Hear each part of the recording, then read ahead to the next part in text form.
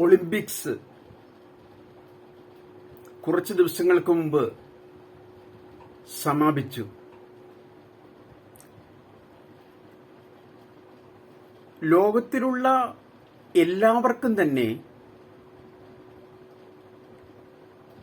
ഏറ്റവും വലിയ വാർത്തയായിരുന്നു ഏകദേശം 2 ആഴ്ചയോളം നീണ്ടുനിന്ന ഒളിമ്പിക്സ്. എന്നാൽ ഇന്ത്യ എന്ന രാജ്യത്തിന് ഒളിമ്പിക്സ് ഒരു വാർത്തയായിരുന്നു. കേരളത്തിന് ഒളിമ്പിക്സ് ഒരു വാർത്തയായിരുന്നു. വാർത്ത എന്ന് പറഞ്ഞാൽ എന്താണ്?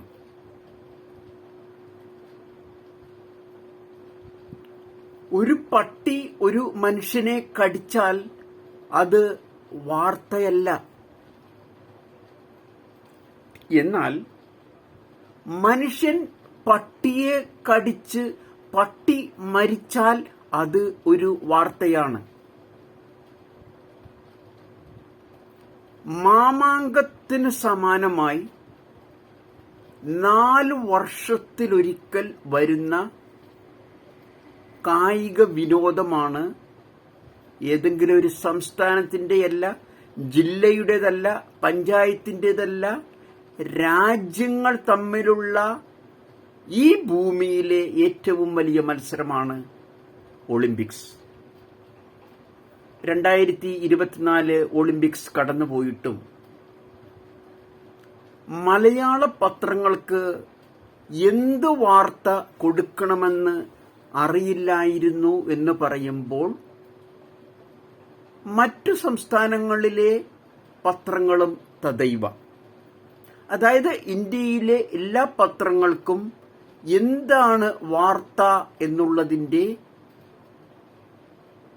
പ്രാഥമിക പാഠം അറിയില്ല എന്നുള്ളതാണ്.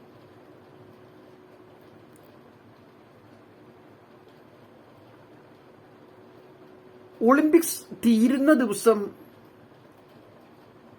ചില സാമൂഹ്യ മാധ്യമങ്ങൾ, ടിവികൾ വാർത്ത പ്രക്ഷേപണം ചെയ്തത് ഇപ്രകാരമായിരുന്നു: ഒളിമ്പിക്സിൽ ചൈനയെ തോൽപ്പിച്ചുകൊണ്ട് അമേരിക്ക 1ാം സ്ഥാനം കരസ്ഥമാക്കിയിരിക്കുന്നു. കേരളത്തിലെ ചില ടിവികൾ വാർത്തയായി പറഞ്ഞ കാര്യമാണ് ഞാൻ പറഞ്ഞത്. ടിവി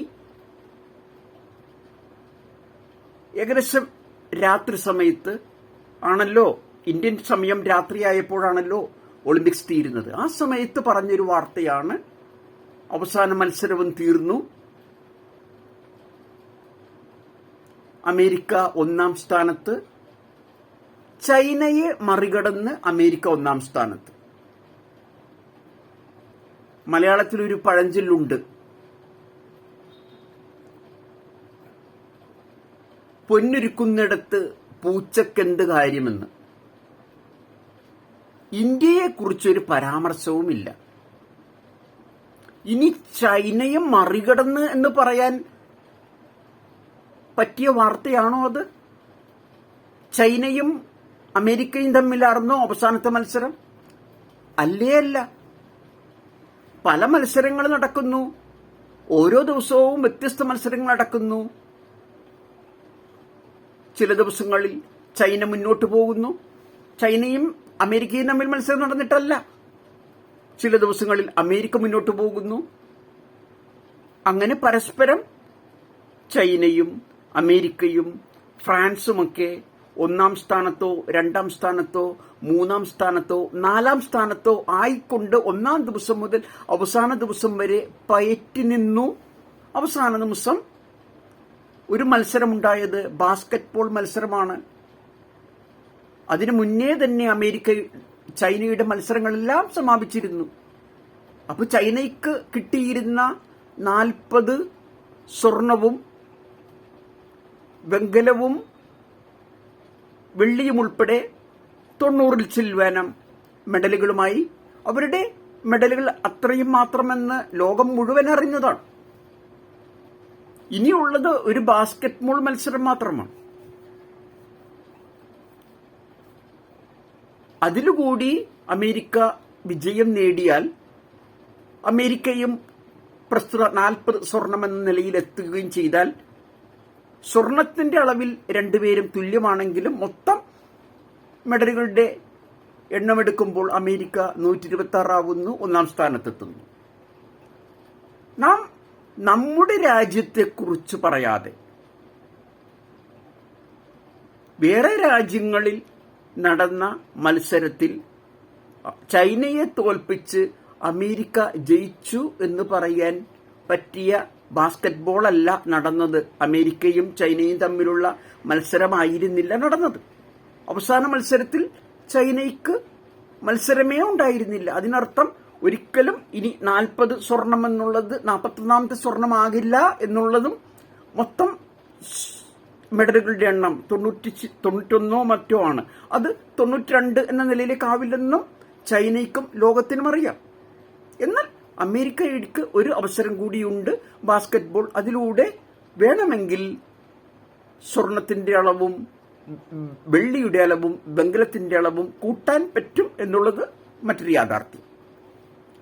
ഞാൻ പറഞ്ഞു വരുന്നത് യഥാർത്ഥ വാർത്തയാവേണ്ടത്. നിങ്ങൾ ഇപ്പോൾ സംശയിക്കാം, ചൈനയെക്കുറിച്ചും അമേരിക്കയെക്കുറിച്ചും പറയുന്നതിനുപരിയായി ഇന്ത്യയിൽ നിന്ന് കിട്ടിയ സ്വർണത്തെക്കുറിച്ചും വെള്ളിയെക്കുറിച്ചും വെങ്കലത്തെക്കുറിച്ചുമായിരുന്നു വാർത്ത പറയേണ്ടിയിരുന്നത്.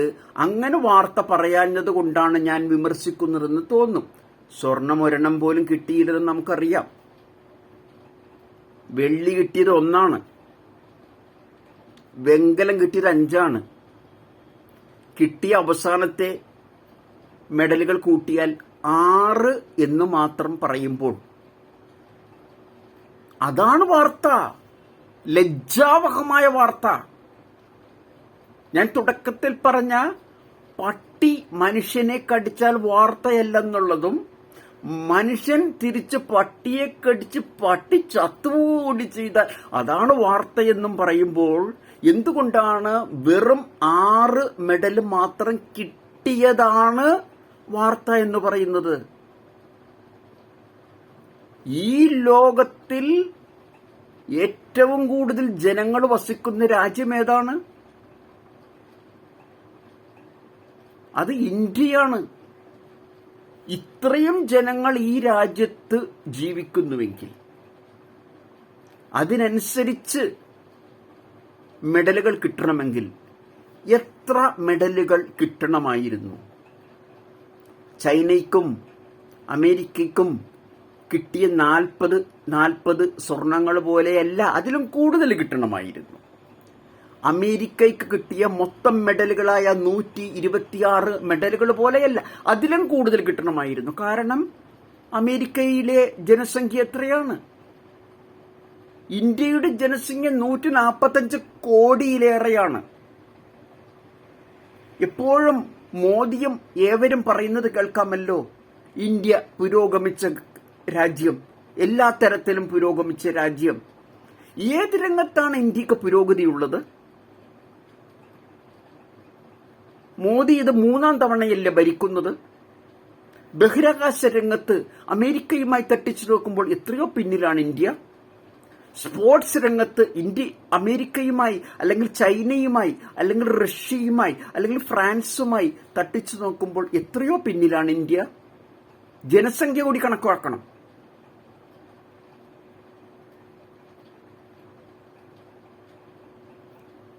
ചൈന എല്ലാ ഒളിമ്പിക്സിലും തന്നെ 1-ാം സ്ഥാനത്തോ 2-ാം സ്ഥാനത്തോ 3-ാം സ്ഥാനത്തോ വരുന്നുണ്ട്.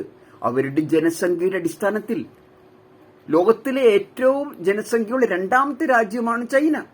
ജനസംഖ്യയ്ക്കനുസൃതമായി അവർക്ക് മെഡലുകളും കിട്ടുന്നുണ്ട്.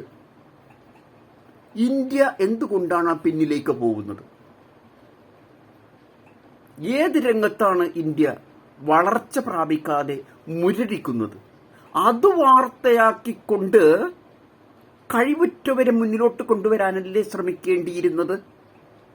വാർത്ത അതല്ലേ കൊടുക്കേണ്ടത്? മുമ്പ് പറഞ്ഞതുപോലെ പൊന്നുരുക്കുന്നിടത്ത് പൂച്ചക്കെന്ത് കാര്യം എന്നതുകൊണ്ടാണോ ഇന്ത്യയിലെ പത്രങ്ങൾ ഒളിമ്പിക്സിനെ ഒരു വലിയ വാർത്തയാക്കാഞ്ഞത്? ഇനി അഥവാ ആർക്കെങ്കിലും ഒരു വെള്ളി കിട്ടിയാൽ, ഒരു വെള്ളി മാത്രമേ കിട്ടിയുള്ളൂ, 5 വെങ്കലം, അത് വലിയ വാർത്തയാകും. അന്നേ ദിനം വാർത്തയാവേണ്ടത് എന്തുകൊണ്ട് ഇന്ത്യക്ക് മറ്റു മെഡലുകൾ കിട്ടുന്നില്ല എന്നുള്ളതാണ്. ഞാൻ ലജ്ജിച്ചു പോയിട്ടുണ്ട്.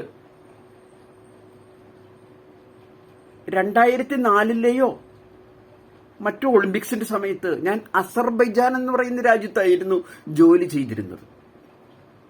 ആ രാജ്യത്തിന് അന്ന് കിട്ടി, നിങ്ങൾക്കറിയാം രാജ്യം എന്ന് പറയുമ്പോൾ ഇന്ത്യ 145 കോടിയിലേറെ ജനങ്ങളുള്ള രാജ്യമാണ്. ഒരു കേരളത്തിന്റെ വലിപ്പം പോലും ഇല്ലാത്ത രാജ്യമാണ് അസർബൈജാൻ. ജനസംഖ്യയാണ് കണക്കാക്കുന്നതെങ്കിൽ കേരളത്തിന്റെ പകുതി പോലും വരില്ല എന്നുള്ളതാണ് ഏകദേശ കണക്ക്. കൃത്യം ജനസംഖ്യ എനിക്കിപ്പോൾ പറയാൻ പറ്റുന്നില്ല. ആ രാജ്യത്തിന് അന്ന് കിട്ടി, ഏകദേശം ഓർമ്മയിൽ നിന്ന് ഞാൻ പറയുന്നത്, 4 സ്വർണം, 4 വെള്ളി, 4 വെങ്കലം. ഏകദേശം 16 ഒരുപക്ഷെ 15 ആയിരിക്കാം. ഞാൻ പറയുന്ന എണ്ണത്തിന് 1 കൂടിയെന്ന് പറഞ്ഞോ 2 കുറഞ്ഞെന്നോ പറഞ്ഞോ അതിൽ കടിച്ചു പിടിക്കരുത്. ഞാനത് അസർബൈജാനെ കുറിച്ച് പറയണമെന്ന് ആഗ്രഹിച്ചുകൊണ്ട് ഈ വീഡിയോ ചെയ്യുന്ന ആളല്ല. പെട്ടെന്ന് ആ ചിന്ത വന്നു അസർബൈജാനെ കുറിച്ച്. ഞാൻ ലജ്ജിച്ചു പോയി. അതുപോലെ ഖസാക്കിസ്ഥാനിൽ ഞാൻ ഉണ്ടായിരുന്ന സമയത്ത് ഇന്ത്യയുമായി നോക്കുമ്പോൾ ഇന്ത്യയിലെ 145 കോടി ജനങ്ങളുമായി താരതമ്യം ചെയ്യുമ്പോൾ വളരെ ചെറിയ ജനസംഖ്യയാണ്. ഞാൻ വലിയൊരു രാജ്യമായ ഖസാക്കിസ്ഥാനിൽ ഏറെയും വിജനമായ സ്ഥലങ്ങളാണ്.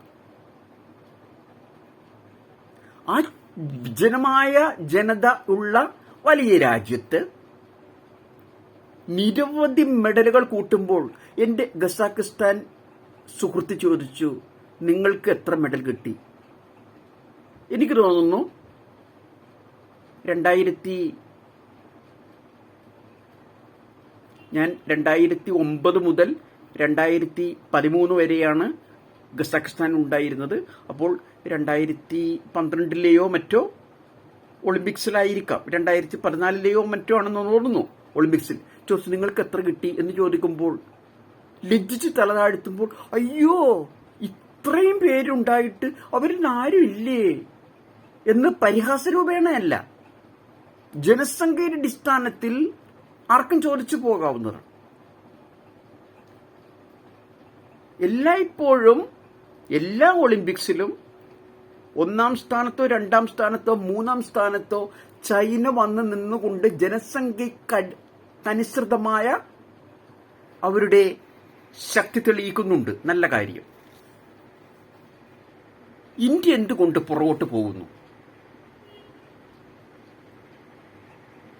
3ാം മോദി സർക്കാർ അധികാരത്തിലേറിയിട്ട് ഈ പ്രാവശ്യം ഇന്ത്യ 200-ലേറെ രാജ്യങ്ങൾ പങ്കെടുത്ത ഈ ഒളിമ്പിക്സിൽ 1ാം സ്ഥാനത്ത് വരേണ്ടതായിരുന്നു എന്ന് ഞാൻ കണക്കുകളുടെ അടിസ്ഥാനത്തിൽ പറഞ്ഞു.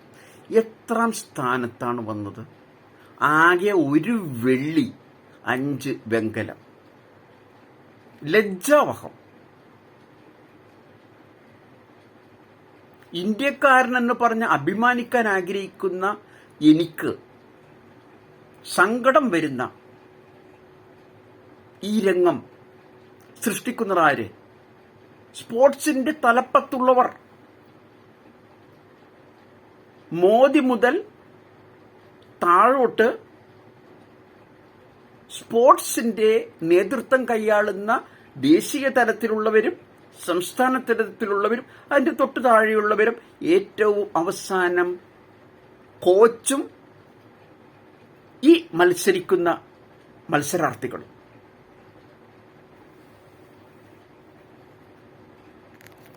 രണ്ട് മൂന്ന് കണക്കുകൾ പറയുകയാണെങ്കിൽ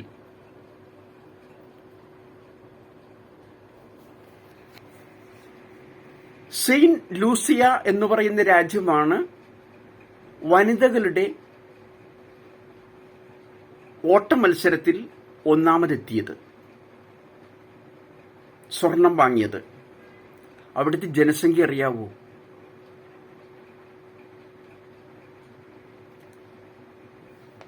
കൃത്യം പറയുകയാണെങ്കിൽ ഇന്ത്യയുടെ ജനസംഖ്യയായ 145 കോടിയുമായി അശേഷം താരതമ്യം പറ്റില്ല. 30-ലേറെ സംസ്ഥാനങ്ങളിലുള്ള ഒരു സംസ്ഥാനമായ കേരളവുമായും താരതമ്യം ചെയ്യാൻ പറ്റില്ല. കേരളത്തിലുമുണ്ട് 3.5 കോടിയിലേറെ ജനങ്ങൾ. ഞാൻ മനസ്സിലാക്കിയെടുത്തോളം, എനിക്ക് കൃത്യമായിട്ട്, ഞാൻ കണക്കിന്റെ അടിസ്ഥാനത്തിലല്ല പറയുന്നത്, 17 ലക്ഷമോ 1 കോടി പോലുമില്ല അവിടുത്തെ ജനസംഖ്യ. 17 ലക്ഷമോ മറ്റോ ആണ്. ഞാൻ മുമ്പ് പറഞ്ഞതുപോലെ കടുംപിടുത്തം പഠിക്കരുത്. ഞാൻ 17 ലക്ഷം എന്ന് പറഞ്ഞത് ചിലപ്പോൾ 1 ലക്ഷം കൂടുതലോ ചിലപ്പോൾ 2 ലക്ഷം കുറവോ ഒക്കെ ആയിരിക്കാം. ഇത്ര കുറവാണ്. 145 കോടി ജനങ്ങളുള്ള രാജ്യമായി താരതമ്യം ചെയ്യാൻ പറ്റില്ല എന്ന് പറഞ്ഞു. വെറും അതിനുള്ളിലുള്ളൊരു സംസ്ഥാനമായ കേരളം, 3.5 കോടി ജനങ്ങളുടെ കേരളവുമായി താരതമ്യം ചെയ്യാൻ പറ്റാത്ത അത്ര ചെറിയ രാജ്യമായ സെയിന്റ് ലൂസിയ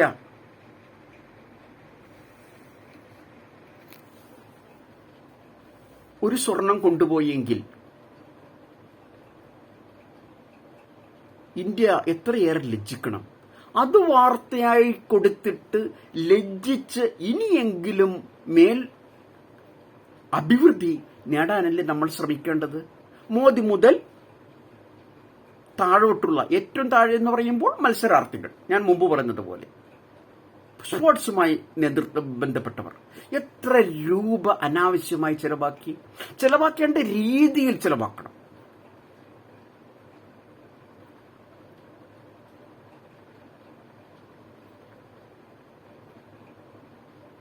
സെയിന്റ് ലൂസിയ എന്നുമായി താരതമ്യം ചെയ്യുമ്പോൾ അവിടെ ഒരു 17 ലക്ഷമേ ആളുകളുള്ളൂ എങ്കിൽ കേരളത്തിന് അത്രയും ജനങ്ങളില്ല എന്ന് ഞാൻ പറഞ്ഞു. എറണാകുളം ജില്ല, അല്ലെങ്കിൽ തൃശൂർ ജില്ല, അല്ലെങ്കിൽ കോട്ടയം ജില്ല, ഈ പറഞ്ഞ ജില്ലകളിൽ തന്നെയുള്ള ജനസംഖ്യ എടുക്കൂ. അവിടെ പോലും ഏകദേശമാണ് പറയുന്നത്. 25 ലക്ഷമോ 26 ലക്ഷമോ ആളുകൾ തിങ്ങിപ്പാർക്കുന്ന ഏരിയയാണ്. അത്ര പോലും ഇല്ലാത്ത ഒരു രാജ്യം സെയിന്റ് ലൂസിയക്ക് ഒരു സ്വർണം നേടാനാവുമെങ്കിൽ എത്ര ജില്ലകൾ കേരളത്തിലുണ്ട്? അതുപോലെ എത്ര സംസ്ഥാനങ്ങളുണ്ട്? എത്ര കൊണ്ട് ഗുണിക്കണമെന്ന് നിങ്ങളൊന്ന് കരുതുക. അത്രയും മെഡൽ കിട്ടുന്നില്ലെങ്കിൽ എത്രയോ ലജ്ജാവഹം.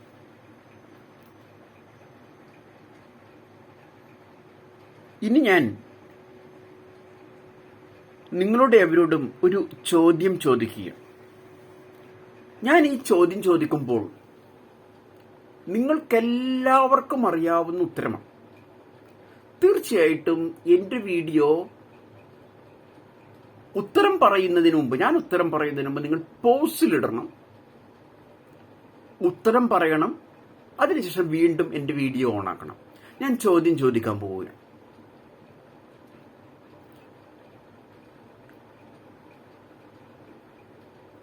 ജീവികളിൽ, ദൈവം സൃഷ്ടിച്ച ജീവികളിൽ ഏറ്റവും വേഗതയുള്ള ജീവിയായിട്ട് പറയുന്നത് ഒരുതരം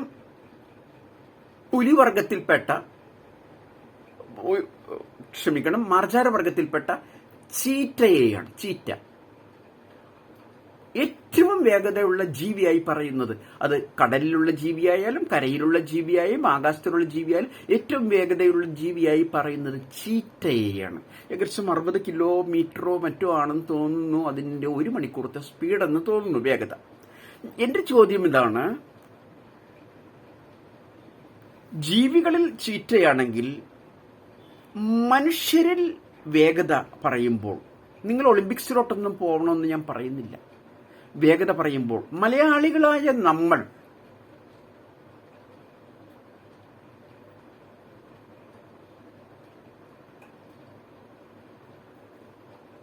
ഒരിക്കൽ കൂടി ഞാൻ ആവർത്തിക്കുകയാണ്, മലയാളികളായ നമ്മൾ വേഗത എന്ന് പറയുമ്പോൾ, ഓട്ടമത്സരം എന്ന് പറയുമ്പോൾ, 100 മീറ്റർ ഓട്ടം എന്ന് പറയുമ്പോൾ, ഞാൻ ചോദ്യം ചോദിക്കാൻ പോവുകയാണ്. ഉത്തരം എല്ലാവരും പറയണം. ഉത്തരം പറയുന്നതിന് മുമ്പ് നിങ്ങൾ പോസ്റ്റിലിടണം. ഞാൻ ഉത്തരം പറയുന്നതിന് മുമ്പ് നിങ്ങൾ പോസ്റ്റിലിടണം. അതിനുശേഷം ഞാൻ വീണ്ടും നിങ്ങൾ ഉത്തരം സ്വയം മനസ്സിൽ പറഞ്ഞതിന് ശേഷമാണ് വീഡിയോ ഉണ്ടാക്കേണ്ടത്. മനുഷ്യ ജീവികളിൽ മലയാളികൾ ഓർക്കുന്നത്, വേഗത എന്ന് പറയുമ്പോൾ മലയാളികൾ ഓർക്കുന്നത് ഏത് പേരാണ്? എന്റെ വീഡിയോ പോസ്റ്റിലിടുക. ഇപ്പോൾ നിങ്ങൾ ഉത്തരം പറയുക. അതിനുശേഷം വീണ്ടും എന്റെ ഉത്തരം പറയാൻ കാണുക. നിങ്ങൾ ഉത്തരം പറഞ്ഞു എന്ന് ഞാൻ മനസ്സിലാക്കുന്നു. നിങ്ങളുടെ ഓരോരുത്തരുടെയും ഉത്തരം 99% പേരും പറഞ്ഞത് PT ഉഷ എന്നാണെന്ന് എനിക്കറിയാം. വേഗത എന്ന് പറയുമ്പോൾ, 100 മീറ്റർ ഓട്ടം എന്ന് പറയുമ്പോൾ നമ്മുടെ മനസ്സിലേക്ക് കടന്നു വരുന്ന ചിത്രം PT ഉഷ എന്നുള്ളതാണ്. ഞാനിതിനു മുമ്പ് ഈ ചോദ്യം അഭ്യസ്ത വിദ്യനായ എൻ്റെ ഒരു ചേച്ചിയുടെ മകനോട് ചോദിച്ചിട്ടുണ്ട്. MSc ഒക്കെ പാസ്സായി വർഷങ്ങൾക്ക് മുമ്പ് ചോദിച്ച ചോദ്യം. പാസ്സായി നിൽക്കുന്ന, അഭ്യസ്ത വിദ്യനായി നിൽക്കുന്ന സമയത്ത്, അന്നൊക്കെ MSc പാസ്സാകുന്നവർ അധികമുണ്ടായിരുന്നു അക്കാലത്ത്. ആ സമയത്ത് ചോദിച്ചപ്പോൾ ഇതേ രീതിയിൽ തന്നെ ഞാൻ ചോദിച്ചു. ചീറ്റയെ കുറിച്ച് പറഞ്ഞു. അതിനുശേഷം മനുഷ്യ ജീവികളിൽ വേഗത എന്ന് പറയുമ്പോൾ മനസ്സിലേക്ക് കടന്നു വരുന്ന ചിത്രമേത്, ആ പേര് പറയുക എന്ന് പറഞ്ഞു. PT ഉഷ എന്നാണ് പറഞ്ഞത്. ഞാൻ തിരിച്ച് ആ മകനോട് ചോദിച്ചത്, എന്തുകൊണ്ട് നമ്മുടെ വീടിന്റെ കിഴക്ക് വശത്തെ ഗോപാലനാണ് ഏറ്റവും കൂടിയ വേഗത എന്ന് പറഞ്ഞില്ല? അല്ലെങ്കിൽ എന്തുകൊണ്ട് നമ്മുടെ വീടിന്റെ വടക്കുവശത്തെ അഹമ്മദാണ് ഏറ്റവും വേഗത കൂടിയ വ്യക്തി എന്ന് പറഞ്ഞില്ല? അല്ലെങ്കിൽ നമ്മുടെ വീട്ടിന്റെ പടിഞ്ഞാറ് വശത്തെ പാച്ചുവാണ് ഏറ്റവും വേഗത കൂടിയ വ്യക്തി എന്ന് പറഞ്ഞില്ല? അല്ലെങ്കിൽ നമ്മുടെ വീടിന്റെ ഇടതുവശത്തുള്ള, നമ്മുടെ വീടിന്റെ തെക്കുവശത്തുള്ള ഔസേപ്പാണ് ഏറ്റവും വേഗത കൂടിയ വ്യക്തി എന്ന് നാം പറഞ്ഞില്ല? നമ്മുടെ മനസ്സിലേക്ക് വന്ന ചിത്രം എന്തുകൊണ്ട് PT ഉഷ എന്നായിപ്പോയി? PT ഉഷയുടെ വേഗത എത്ര? PT ഉഷ എന്ന് പറയുമ്പോൾ ലോകത്തിലെ തന്നെ ഏറ്റവും വേഗത കൂടിയ 4 സ്ത്രീകളിൽ ഒന്നാണെന്ന് 1984 മറ്റോ ഒളിമ്പിക്സിൽ തെളിഞ്ഞതാണ്. വർഷം മാറിപ്പോയെങ്കിൽ ക്ഷമിക്കണം. ആ ഒളിമ്പിക്സിൽ PT ഉഷ പങ്കെടുത്തതിന്റെ പിറ്റേ ദിവസം പത്രത്തിൽ വന്ന വാർത്ത ഇപ്പോഴും ഞാൻ ഓർമ്മിക്കുന്നുണ്ട്. PT ഉഷയ്ക്ക് വെങ്കലം നഷ്ടപ്പെട്ടു. തലനാരിഴയ്ക്ക്, ഞാൻ ആശയമാണ് കേട്ടോ പറഞ്ഞത്, തലനാരിഴ എന്നുള്ള വാക്കതിലുണ്ടായിരുന്നു. അത് സത്യമാണ്. ലോകത്തിലെ ഏറ്റവും വേഗത കൂടിയ 4 സ്ത്രീകളിൽ ഒന്നായ PT ഉഷയുടെ വേഗത എത്ര?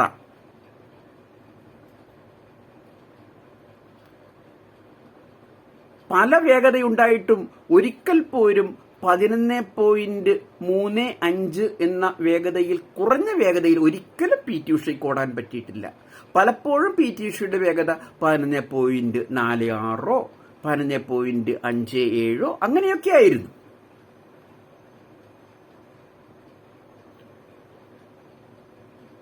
നമ്മുടെ മുമ്പ് പറഞ്ഞ പോലെ വീടിന്റെ മുന്നിലുള്ള തോമാന്റെ വേഗത എത്ര? അല്ലെങ്കിൽ ഉണ്ണികൃഷ്ണന്റെ വേഗത എത്ര? നമ്മുടെ അടുത്ത വീട്ടിലുള്ള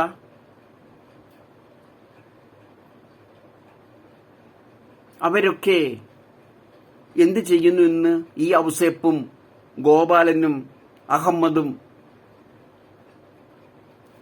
വായിൽ വന്ന കുറച്ച് പേരുകൾ പറഞ്ഞു എന്നേ ഉള്ളൂ.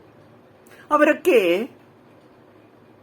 PT ഉഷയെക്കാളും അതീവ വേഗത്തിൽ ഓടുന്നവരാണെങ്കിലും ഇന്ന് അവർ കൽപ്പണിക്കാരായോ മരപ്പണിക്കാരായോ വാർക്കപ്പണിക്കാരായോ കമ്പിപ്പണിക്കാരായോ എവിടെയൊക്കെയോ ജീവിക്കുന്നു, മരണത്തിന് സമാനമായ ജീവിതം നയിക്കുന്നു.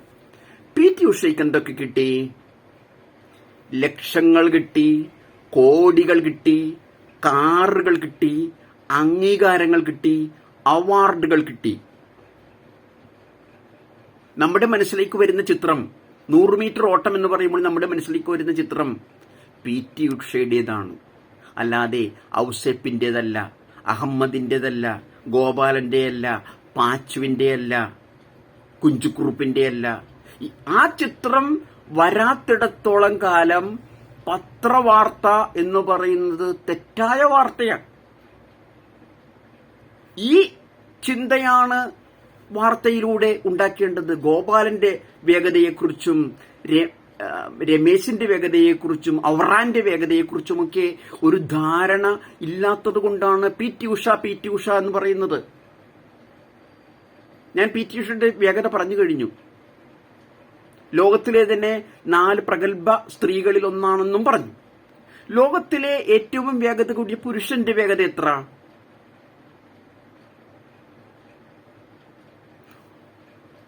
ഈ അടുത്ത കാലത്ത് ഒളിമ്പിക്സിന്റെ ആ പുരുഷ ഓട്ടം നടന്നപ്പോൾ പിറ്റേ ദിവസത്തെ പത്രത്തിൽ വന്ന വാർത്ത, അവരുടെ ഫോട്ടോ കൊടുത്തുകൊണ്ട് കണ്ണ് ചിമ്മരുത് എന്ന് പറഞ്ഞാണ്. ഏറ്റവും വേഗത കൂടി ഓടിയ പുരുഷൻ ബോൾട്ട്. പുരുഷന്മാരുടെ വേഗതയാണ് ഞാൻ പറയുന്നത്. ലോകത്തിലെ 9.58 ഒക്കെയാണ് അവരുടെ വേഗത. 9 പോയിന്റ് സംതിങ്, അല്ലെങ്കിൽ ഇത്തിരി വേഗത കുറഞ്ഞാൽ പോലും 9.64, 9.72 ഒക്കെയാണ്. 9 ചില്ലുവാനം. ഒരു 100 മീറ്റർ ഓടിച്ചിടാൻ ഒരു പുരുഷന്മാർ എടുക്കുന്ന സമയം 9 പോയിന്റ് സംതിങ്. ഈ പ്രാവശ്യത്തെ ഒളിമ്പിക്സിൽ 8 പേര് ഓടിയതിൽ 8 പേരും തമ്മിൽ, ഒന്നാമത്തെ എത്തിയാളും എട്ടാമത്തെ എത്തിയാളും തമ്മിലുള്ള അന്തരം വളരെ കുറവായിരുന്നു. 0.005. അതായത് 100-ലോ ഒരു സെക്കൻഡിന് 100 500 ഒക്കെ ഭാഗിച്ചു കഴിഞ്ഞാൽ അതിൽ ഒരംശത്തിന്റെ വ്യത്യാസത്തിനാണ് ഒന്നാമത്തെ ആളും എട്ടാമത്തെ ആളും തമ്മിൽ 100 മീറ്റർ അവസാനിപ്പിച്ചത്, തരണം ചെയ്തത്.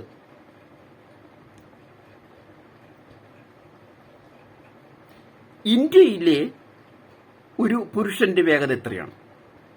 ഇന്ത്യ പല രംഗത്തും സ്പോർട്സിൽ പിന്നണിയിലാണെന്ന് അറിയാമല്ലോ. അതുകൊണ്ടാണല്ലോ വെറും 1 വെള്ളിയും 5 വെങ്കലവും കൊണ്ട് ഈ പ്രാവശ്യം പുറത്തേക്ക് വരേണ്ടി വന്നത്. 100 മീറ്ററിന്റെ കാര്യത്തിലും അപ്രകാരം തന്നെ ഇന്ത്യ പിന്നിലാണ്. ഈ 206-ലേറെ രാജ്യങ്ങൾ മത്സരിച്ചതിൽ 100 മീറ്റർ മത്സരത്തിൽ ഇന്ത്യക്ക് പങ്കെടുക്കാൻ പറ്റാത്തത്രയും പിന്നണിയിലാണ് ഇന്ത്യ. പക്ഷെ ഇന്ത്യയിലെ ഒരു പുരുഷ ഓട്ടക്കാരന്റെ വേഗത എത്രയാണ്?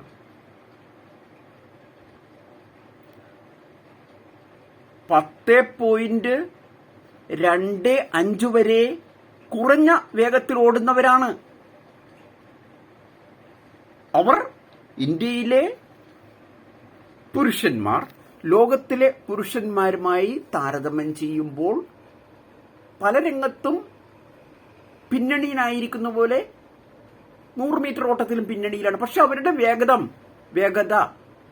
10.25, 10.34, 10.41 റേഞ്ചിലാണ് വരുന്നത്. പി.ടി. ഉഷയുടെ വേഗത എത്രയാണ് പറഞ്ഞത്? പി.ടി. ഉഷ ലോകത്തിലെ തന്നെ ആദ്യത്തെ 4 വേഗത കൂടിയ സ്ത്രീകളിൽ ഒന്നാണ്. അപ്പോൾ ഈ വേഗത സ്പോർട്സ് രംഗത്ത് വളരെ പിന്നിലുള്ള രാജ്യമായ ഇന്ത്യയിലെ പുരുഷന്മാരുമായി താരതമ്യം ചെയ്യുമ്പോൾ പോലും ലോകത്തിലെ ഏറ്റവും മികച്ച 4 പേരിലുള്ള പി.ടി. ഉഷ എത്രയോ പിന്നിലാണ്. സെക്കൻഡുകൾ ഞാൻ പറഞ്ഞു കഴിഞ്ഞു. അപ്പൊ ലോകത്തിലെ ഏറ്റവും വേഗത കുറഞ്ഞ രാജ്യങ്ങളിൽ ഒന്നാണ് ഇന്ത്യ എങ്കിൽ അതുപോലെ ഏകദേശം 200-ലേറെ രാജ്യങ്ങളുണ്ട്. അപ്പോൾ എത്ര പുരുഷന്മാർ PT ഉഷയെക്കാളും വേഗത്തിൽ ഓടുന്നവരുണ്ടെന്ന് നിങ്ങൾ മനസ്സിലാക്കണം.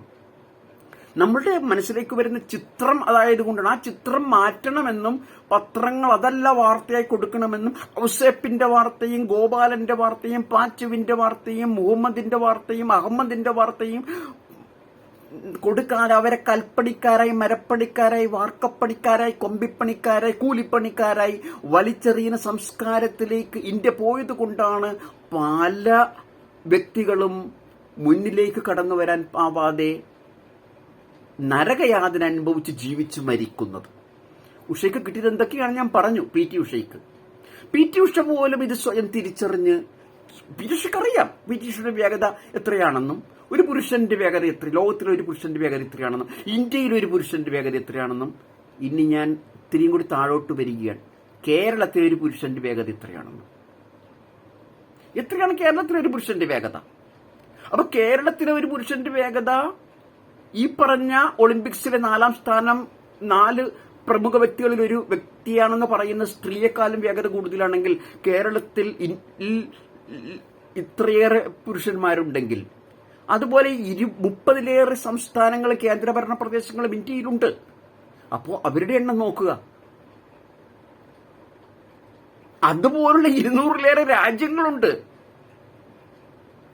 അപ്പോ ഞാൻ ഒളിമ്പിക്സിലെ PT ഉഷ എന്ന ചിത്രം നമ്മുടെ മനസ്സിൽ നിന്ന് മായ്ച്ച് നമ്മൾ കൊണ്ടുവരേണ്ട വേറെ ചിത്രം പാച്ചുവിന്റെയും ഗോപാലന്റെയും അഹമ്മദിന്റെയും അബ്ദുള്ളയുടെയും സോമന്റെയും ഒക്കെയാണെന്ന് ഞാൻ പറഞ്ഞു. ഇതൊക്കെ സാങ്കല്പികന്റെ പേരുകളാണ്. ഈ സോമൻ എന്നും പാച്ചുവെന്നും ഒക്കെ പറയുന്നത്. അതായത് നമ്മുടെ വീടിന്റെ കിഴക്കേ വീട്ടിലുള്ളത്, അല്ലെങ്കിൽ നമ്മുടെ വീടിന്റെ പടിഞ്ഞാറ് വീട്ടിലുള്ളത്, അല്ലെങ്കിൽ നമ്മുടെ വീട്ടിൽ തന്നെയുള്ള നമ്മുടെ മകനെ നമ്മൾ മറന്നു പോകുന്നു.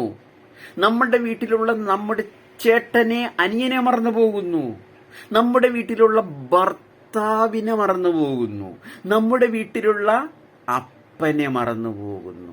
അപ്പൻ കൂലിപ്പണി എടുത്ത് കൊണ്ടുവന്ന് എല്ലാം ഉപജീവനം കഴിക്കുന്നു. പക്ഷെ അപ്പന്റെ വേഗത ആരും അറിഞ്ഞിട്ടില്ല. അപ്പൊ ഞാൻ തുടങ്ങി വെച്ചത് PT ഉഷയുടെ വേഗത എത്ര പിന്നിലാണെന്ന് മനസ്സിലാക്കി തരാൻ ഒളിമ്പിക്സിലെ പുരുഷന്മാരുടെ വേഗത പറഞ്ഞു, ഇന്ത്യയിലെ പുരുഷന്റെ വേഗത പറഞ്ഞു, ലോകത്തിൽ 206-ലേറെ രാജ്യങ്ങൾ ഉണ്ടെന്ന് പറഞ്ഞു, കേരളത്തിലെ വേഗത പറഞ്ഞു. കേരളത്തിലെ പുരുഷന്മാരുടെ എണ്ണവുമായി നോക്കുകയാണെങ്കിൽ അതിന് ഗുണിക്കേണ്ടത് 30-ലേറെ സംസ്ഥാനങ്ങളുള്ള ഇന്ത്യ, അതിലേറെ കേന്ദ്രഭരണ പ്രദേശങ്ങളും 8-ലേറെ കേന്ദ്രഭരണ പ്രദേശങ്ങളുമുള്ള ഇന്ത്യ. എത്ര കൊണ്ട് ഗുണിക്കണമെന്ന് പറയുമ്പോൾ PT ഉഷയുടെ വേഗത നിങ്ങൾക്ക് മനസ്സിലാക്കാം. അപ്പോൾ ലോകത്തിലുള്ള പുരുഷന്മാരുടെ വേഗത പറഞ്ഞു തുടങ്ങി, തൊട്ട് താഴോട്ട് ഇന്ത്യയിലുള്ള പുരുഷന്മാരുടെ വേഗത പറഞ്ഞു തുടങ്ങി, കേരളത്തിലെ പുരുഷന്മാരുടെ വേഗത പറഞ്ഞു തുടങ്ങി. സുഹൃത്തുക്കളെ, ഇതിന്റെ താഴോട്ട് ഞാൻ വരികയാണ്. കേരളത്തിലെ മുഖ്യ പുരുഷന്മാരിനേക്കാളും വേഗത കുറഞ്ഞതാണല്ലോ കേരളത്തിലെ യൂണിവേഴ്സിറ്റികൾ തമ്മിലുള്ള മത്സരം. ആ വേഗത നിങ്ങൾ നോക്കുക. PT ഉഷയ്ക്ക് ആ വേഗതയിൽ എത്താൻ പറ്റുന്നില്ല. അതിന്റെ തൊട്ട് താഴെയാണ് കോളേജ് തലത്തിലുള്ള മത്സരങ്ങൾ. ആ ലെവലിലേക്ക് PT ഉഷയ്ക്ക് എത്തിയിട്ടില്ല. ഇനി ഞാൻ അത്ഭുതാവഹമായൊരു വാർത്ത പറഞ്ഞുകൊണ്ട് നാം ആരെ അനാവശ്യമായി പുകഴ്ത്തിയോ, നാം ആരെ അനാവശ്യമായി കൽപ്പണിയിലേക്കും മരപ്പണിയിലേക്കും വാർക്കപ്പണിയിലേക്കും ചെളിക്കുണ്ടിലേക്കും ഇട്ടുവോ, അതിന്റെ ഉത്തരവാദിത്തം പത്രവാർത്താ മാധ്യമങ്ങൾക്കാണെന്ന് കൂടി പറയാൻ വേണ്ടിയാണ്. അപ്പോൾ യൂണിവേഴ്സിറ്റികളുടെ കാര്യം പറഞ്ഞു, കോളേജുകൾ തമ്മിലുള്ള മത്സരങ്ങളുടെ കാര്യം പറഞ്ഞു. ഇനി ഞാൻ സ്കൂളിലേക്ക് വരുന്നിരിക്കുകയാണ്. സ്കൂളിലെ മത്സരങ്ങളെ, സംസ്ഥാന മത്സരങ്ങളെ seniors, super seniors, juniors, sub juniors എന്നൊക്കെ തിരിച്ചിട്ടുണ്ട്. ഞാനിതിൽ സീനിയേഴ്സിനുമായി PT ഉഷ മത്സരിക്കുന്നതിനോട് പറയുന്നില്ല. PT ഉഷ തീർച്ചയായിട്ടും പിന്നിൽ പോകും. നിങ്ങൾ അതുകൊണ്ട് സൂപ്പർ സീനിയേഴ്സിനെ കുറിച്ചോ സീനിയേഴ്സിനെ കുറിച്ചോ ജൂനിയേഴ്സിനെ കുറിച്ച് പറയുക. ഏറ്റവും ചെറിയ കുട്ടികൾ മത്സരിക്കുന്ന സബ് ജൂനിയേഴ്സിനെ കുറിച്ച് പറയുക. സബ് ജൂനിയേഴ്സിലെ കുട്ടികളുടെ വേഗത എത്രയാ? കഴിഞ്ഞ പ്രാവശ്യത്തെ സംസ്ഥാന സ്കൂൾ മത്സരങ്ങളിൽ 1ാം സ്ഥാനത്ത് ഓടിയെത്തിയ ആൺകുട്ടിയുടെ വേഗത PT ഉഷയുടെ വേഗതയ്ക്ക് സമാനമാണ്. അവിടെയും PT ഉഷ തോറ്റുപോകുന്ന ചരിത്രമാണ്. പക്ഷെ ഈ ഓടിയെത്തിയ ഈ ആൺകുട്ടി ഏതെങ്കിലും ഒരു ഔസേപ്പ്, ഏതെങ്കിലും ഒരു ഗോപാലൻ, അല്ലെങ്കിൽ ഏതെങ്കിലും ഒരു മാർക്കോസ്, അതെങ്കിലും ഏതെങ്കിലും ഒരു അബ്ദുള്ള, ജലീൽ നാളെ ആരാവാനുള്ളതാണ്? കൽപ്പണിക്കാരനാവാനുള്ളതാണ്, കൂലിപ്പണിക്കാരനാകാനുള്ളതാണ്.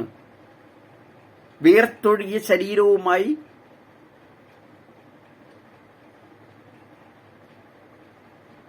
ഞരമ്പ് പിണഞ്ഞ കൈകളുമായി കമ്പിപ്പണിയും വാർക്കപ്പണിയും ചെയ്ത് ജീവിക്കാനുള്ളവനാണ്. PT ഉഷയ്ക്ക് നിങ്ങൾ ഇത്രയും കൊടുത്തപ്പോൾ അത് PT ഉഷ തന്നെ പറയേണ്ടതായിരുന്നു. എന്നെക്കാലം എത്ര വേഗതയാണ് ഈ സ്കൂൾ കുട്ടി ഓടുന്നത്, എന്നെക്കാലം എത്ര വേഗതയാണ് ഒളിമ്പിക്സിലെ പുരുഷന്മാർ ഓടുന്നതെന്ന് പറയണ്ട, എന്നെക്കാലം എത്ര വേഗതയാണ് ഇന്ത്യയിലെ പുരുഷന്മാർ ഓടുന്നതെന്ന് പറയണ്ട. ഇന്ത്യ ഏറ്റവും കുറഞ്ഞ വേഗതയുള്ള പുരുഷന്മാരുടെ രാജ്യമാണ്. അത് ഭൂരിസമായി 206 രാജ്യങ്ങളുടെ കാര്യവും പറയണ്ട. എത്ര വേഗതയാണ് കേരളത്തിലെ പുരുഷന്മാർ എന്നും പറയണ്ട. യൂണിവേഴ്സിറ്റികൾ തമ്മിലുള്ള മത്സരങ്ങളിലെ എത്ര വേഗതയാണെന്ന് പറയണ്ട. കോളേജുകൾ തമ്മിലുള്ളതെന്ന് പറയണ്ട. സംസ്ഥാന സ്കൂൾ മത്സരങ്ങളിലെ, അതും സൂപ്പർ സീനിയേഴ്സിന്റെയോ സീനിയേഴ്സിന്റെയോ ജൂനിയേഴ്സിനോ പറയേണ്ട ഏറ്റവും ചെറിയ കുട്ടികൾ ഓടുന്ന സബ് ജൂനിയേഴ്സ് മത്സരത്തിൽ, ആൺകുട്ടികൾ ഓടുന്ന മത്സരത്തിലെ വേഗത പറഞ്ഞാൽ മതി. ഞാനിത് വേഗത്തിന്റെ കാര്യം പറഞ്ഞ പോലെ എല്ലാ രംഗത്തും ഇത് തന്നെ. ഉയരത്തിന്റെ കാര്യത്തിലാവട്ടെ, ചാട്ട മത്സരങ്ങളാവട്ടെ, ഹൈ ജമ്പ് ആവട്ടെ, ലോങ് ജമ്പ് ആവട്ടെ, പോൾ വോൾട്ട് ആവട്ടെ, നിങ്ങൾ കമ്പയർ ചെയ്ത് പഠിക്കണം. നമ്മുടെ തൊട്ടയൽപക്കത്തുള്ള, വേണ്ട, നമ്മുടെ കുടുംബത്തിലുള്ള ആൺമകൻ, അതിലും ഒരുപക്ഷെ ലോക ഒളിമ്പിക്സിൽ മത്സരിക്കുന്ന ഒരു സ്ത്രീയെക്കാളും ഉയരത്തിൽ ചാടുന്നവനോ, ഉയരത്തിൽ പോൾ വോൾട്ട് ചെയ്യുന്നവനോ, ഡിസ്കസ് ത്രോയിലൂടെ എറിയുന്നവനോ, ജാവലിൻ ത്രോ എറിയുന്നവനോ ഒക്കെ ആവാം. ഞാനിത് പറയുന്നത് മുട്ടിന് സ്ത്രീ ശാക്തീകരണം എന്ന് പറഞ്ഞ് ശബ്ദ മലിനീകരണം നടക്കുന്ന സ്ത്രീകൾ അറിയാൻ വേണ്ടിയാണ്. എല്ലാം എനിക്ക് പറ്റും, എല്ലാം സ്ത്രീക്ക് പറ്റും എന്ന് പറയുമ്പോൾ എന്റെ മനസ്സിലേക്ക് ഓർമ്മ വരുന്നത് പണ്ട് ഒരു ഞാഞ്ഞൂള് പറഞ്ഞ ഒരു വാക്യമാണ്. ആളുകളെല്ലാം കൂട്ടം കൂടി ഒരാളെ ആശുപത്രിയിലെത്തിക്കാൻ മരണവെപ്രാളം പെടുകയാണ്. കാരണം ഒരു മനുഷ്യനെ കരിമൂർഖൻ കടിച്ചു, അയാൾ മരണവെപ്രാളത്തിലാണ്. ഒരാൾ അങ്ങോട്ട് ഓടുന്നു, ഒരാൾ അയാളുടെ കാലിൽ വെച്ച് കെട്ടാൻ പോകുന്നു, ഒരാൾ അയാളുടെ ടാക്സി വിളിക്കാൻ പോകുന്നു, ഒരാൾ കരയുന്നു, അയാൾ പേടിക്കുന്നു, ഇയാൾ പേടിക്കുന്നു, അയാൾ അങ്ങോട്ട് ഓടുന്നു. ഇതിങ്ങനെല്ലാം ചെയ്യുന്നു. മനുഷ്യൻ ഇത്ര മരണവെപ്രാളം കാണിക്കുമ്പോൾ ദൂരെ ഒരു കുഞ്ഞു ഞാഞ്ഞൂൾ എഴുന്നേറ്റ് നിന്ന് പറഞ്ഞു എന്നാണ് പറയുന്നത്, എന്റെ വർഗക്കാരൻ ഒരു കുഞ്ഞ് കടി കടിച്ചപ്പോ മനുഷ്യര് ഓടുന്ന ഞെട്ടോട്ടം കണ്ടോ എന്ന് പറഞ്ഞു. ഏതോ ഒരു സ്ത്രീ ഓടിയെന്ന് പറഞ്ഞ്, ചാടിയെന്ന് പറഞ്ഞ്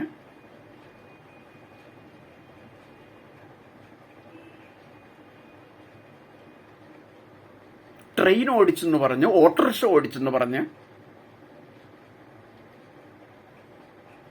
വലിയ വാർത്തയാക്കുകയാണ്. ആരാണ് ഈ വാർത്തയാക്കാൻ പോകുന്നത്?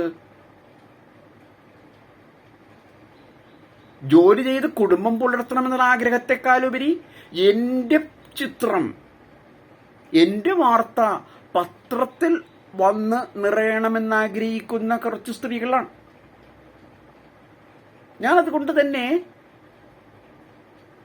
ഇന്നലെ കഴിഞ്ഞ ആഴ്ച കുറച്ച് ദിവസം ആശുപത്രിയിലായിരുന്നു. അവിടെ തൂക്കാൻ വരുന്ന സ്ത്രീകളുണ്ട്. അങ്ങനെയുള്ള സ്ത്രീകളോട് എനിക്ക് അങ്ങേയറ്റം മതിപ്പാണ്. അവർ വരുന്നത് കുടുംബം പുലർത്താൻ തന്നെ. സ്ത്രീ ശാക്തീകരണം എന്ന് പറഞ്ഞ് ശബ്ദമലിനീകരണം നടത്തി മുദ്രാവാക്യവും വിളിച്ച് നടക്കുന്നവരല്ല അവർ. കക്ഷവും കാണിച്ചു നടക്കുന്ന, വസ്ത്രം ധരിച്ചു നടക്കുന്നവരെല്ലാവർ.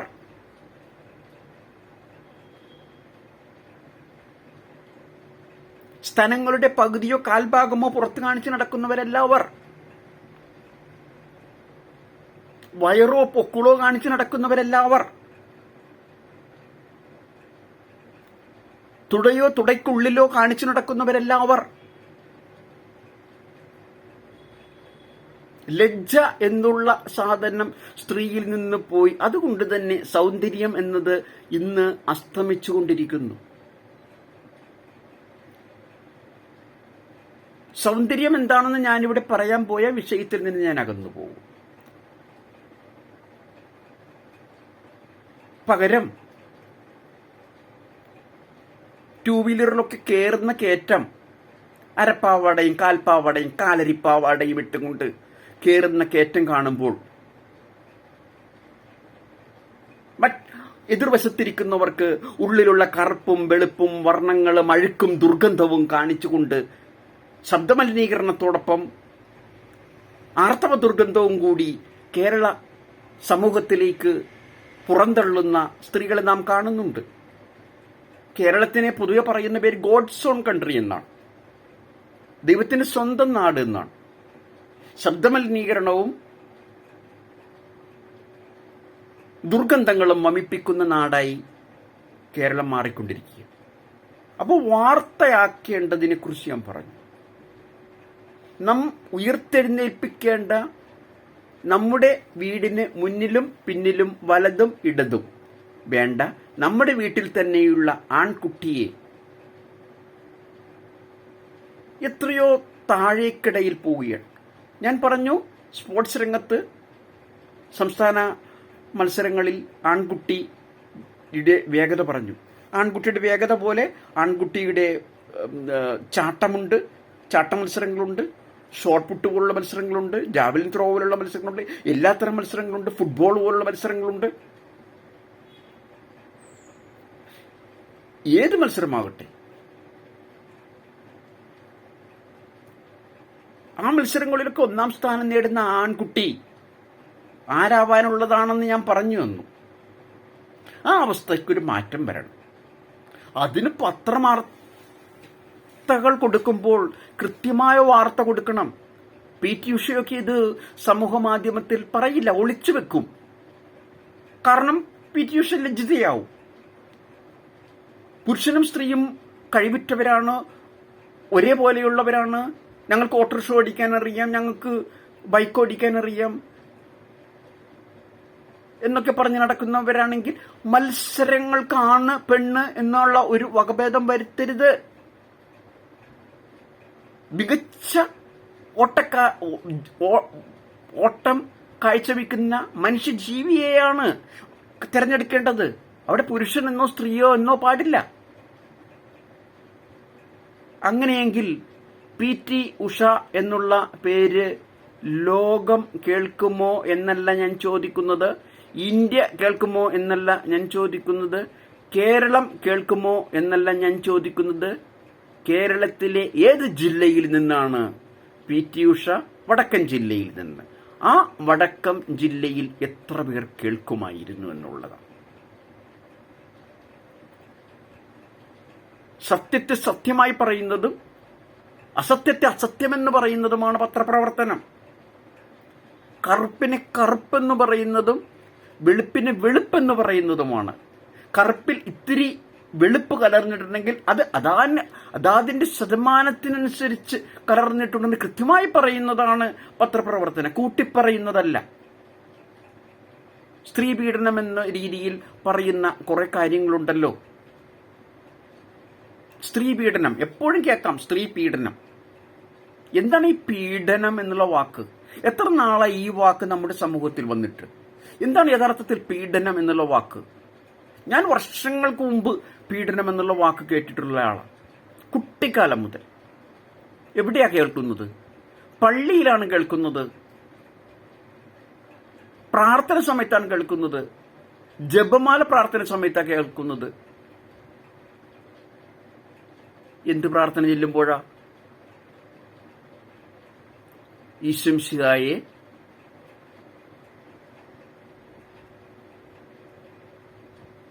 മുൾക്കിരീടമണിയിച്ച് പീഡിപ്പിച്ചു. ഈശോമിശിഹായെ ചാട്ടമാറുകൾ കൊണ്ട് അടിച്ച് പീഡിപ്പിച്ചു. ഈശോമിശിഹായുടെ തിരുത്തോളിന്മേൽ ശ്രീവാമരൻ ചുമത്തി പീഡിപ്പിച്ചു. പീഡനം എന്ന് പറയുന്നത് ഇതാണ്. അല്ലാതെ ഏതെങ്കിലും ഒരു പുരുഷന്റെ മുന്നിൽ അയാളുടെ കൂടെ 7 വർഷം ജീവിച്ചിട്ട് അല്ലെങ്കിൽ 6 വർഷം ജീവിച്ചിട്ട് വേണ്ട, 1 വർഷം ജീവിച്ചിട്ട് വേണ്ട, കേവലം മാസങ്ങൾ ജീവിച്ചിട്ട് വേണ്ട, 4-5 തവണ പോയിട്ട് ഏതെങ്കിലും ഒരു സന്ദർഭത്തിൽ പുരുഷന് വേണ്ടെന്ന് തോന്നും, അല്ലെങ്കിൽ സ്ത്രീക്ക് വേണ്ടെന്ന് തോന്നും. ഈ വേണ്ട എന്നുള്ള തോന്നൽ എല്ലാ സമൂഹത്തിലുമില്ലേ? വിവാഹിതർക്ക് തോന്നുന്നില്ലേ?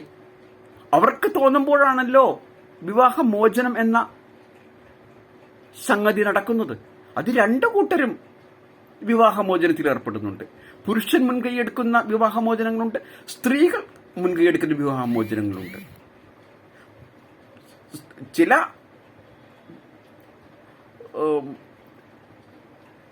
പഠനങ്ങൾ പറയുന്നത് സ്ത്രീകളാണ് കൂടുതൽ വിവാഹമോചനത്തിന് മുൻകൈയെടുക്കുന്നത്. ആരെങ്കിലും ആവട്ടെ, ഇപ്പൊ സ്ത്രീയാണ് വിവാഹമോചനത്തിന് വേണമെന്ന് പറഞ്ഞാൽ വിവാഹമോചനം നടക്കുകയാണ്. ഒരുമിച്ച് വിവാഹം കഴിച്ച് സ്നേഹിച്ച് വർഷങ്ങളോളം ജീവിച്ചവരായിരിക്കാം. വാക്കുതർക്കങ്ങളും പ്രശ്നങ്ങളും ഉണ്ടാവും. സ്വാഭാവികമാണ് വിവാഹമോചനം. അപ്പൊ വിവാഹിതർക്കിടയിൽ വിവാഹമോചനമുണ്ടെങ്കിൽ വിവാഹം കഴിക്കാതെ 5 വർഷമായിട്ടും 6 വർഷമായിട്ടും വേണ്ട, കേവലം ദിവസങ്ങളായിട്ടും ജീവിക്കുന്നവർക്ക് പരസ്പരം വഴക്കിടാൻ പാടില്ലേ? വഴക്കിടുമ്പോൾ ആണ് ചിലപ്പോൾ പോവാം, പെണ്ണ് ചിലപ്പോൾ പോവാം. വിവാഹമോചനങ്ങളിൽ ഒരു പഠന റിപ്പോർട്ടിൽ വിവാഹമോചനങ്ങൾക്ക് കൂടുതലും അപേക്ഷ കൊടുത്തിരിക്കുന്ന സ്ത്രീകളാണെന്ന് പറഞ്ഞു. അപ്പൊ ഈ വിവാഹം കഴിക്കാതെ ജീവിക്കുന്ന വ്യക്തികൾക്കിടയിൽ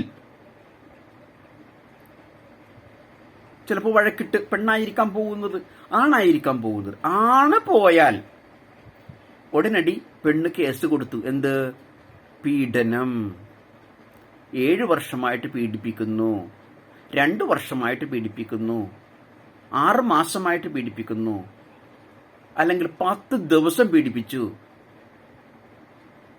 എന്താ? കെട്ടിയിട്ട്, കൈയും കാലും കെട്ടിയിട്ട് കൊണ്ടുപോയി, ചാക്കിൽ കെട്ടിയിട്ട് കൊണ്ടുപോയിട്ടാണോ ചെയ്തത്? 2 പേരും പരസ്പരം തേക്കടിയിലും ഇടുക്കിയിലും ഊട്ടിയിലും ഒക്കെ പോയി. ഏതോ ഒരു സന്ദർഭത്തിൽ വഴക്കിട്ടപ്പോൾ ഒന്നുകിൽ പുരുഷൻ പോയി അല്ലെങ്കിൽ സ്ത്രീ പോയി. പുരുഷൻ പോയാൽ ഉടനടി കേസ്. സ്ത്രീ പോയാലോ ആ പുരുഷന് നമ്മൾ എന്തു പറയും? നിരാശാകാമുകൻ. നിരാശാകാമുകൻ. സ്ത്രീ വിട്ടുപോയാൽ അവക്കൊരു ചുക്കുമില്ല. പുരുഷന് നമ്മൾ പറയും നിരാശാകാമുകൻ. ഈ ഒരു നിലപാടിന് മാറ്റം വരണം. സ്ത്രീയെ അനാവശ്യമായി പൊക്കിക്കൊണ്ടുവരുന്ന നിലപാടിന് മാറ്റം വരണം. ഹേമ റിപ്പോർട്ട് കഴിഞ്ഞ ദിവസങ്ങളിൽ വന്നു. സിനിമാ രംഗത്തെ സ്ത്രീകളുടെ പ്രശ്നങ്ങളെക്കുറിച്ച് പഠിച്ച Hema report, justice Hema report വന്നു. ഞാൻ ചോദിക്കുന്നത് ഇത്ര മാത്രമാണ്. അവിടെ പറയുന്നത് എന്താണ് പ്രശ്നം? പുരുഷന്മാർക്ക് വേണ്ടി കിടപ്പറ പങ്കിടേണ്ടി വരുന്ന സ്ത്രീകളുണ്ട്. ആര് പറഞ്ഞു പങ്കിടാൻ? അങ്ങനെ പങ്കിടാൻ ഏതെങ്കിലും ഒരു പുരുഷൻ പറഞ്ഞാൽ എന്തിന് അവന്റെ കൂടെ പോയി? അങ്ങനെ പങ്കിടുന്നവരുടെ കൂടെ സിനിമയിൽ പങ്കെടുക്കുന്നത് എന്തിന്?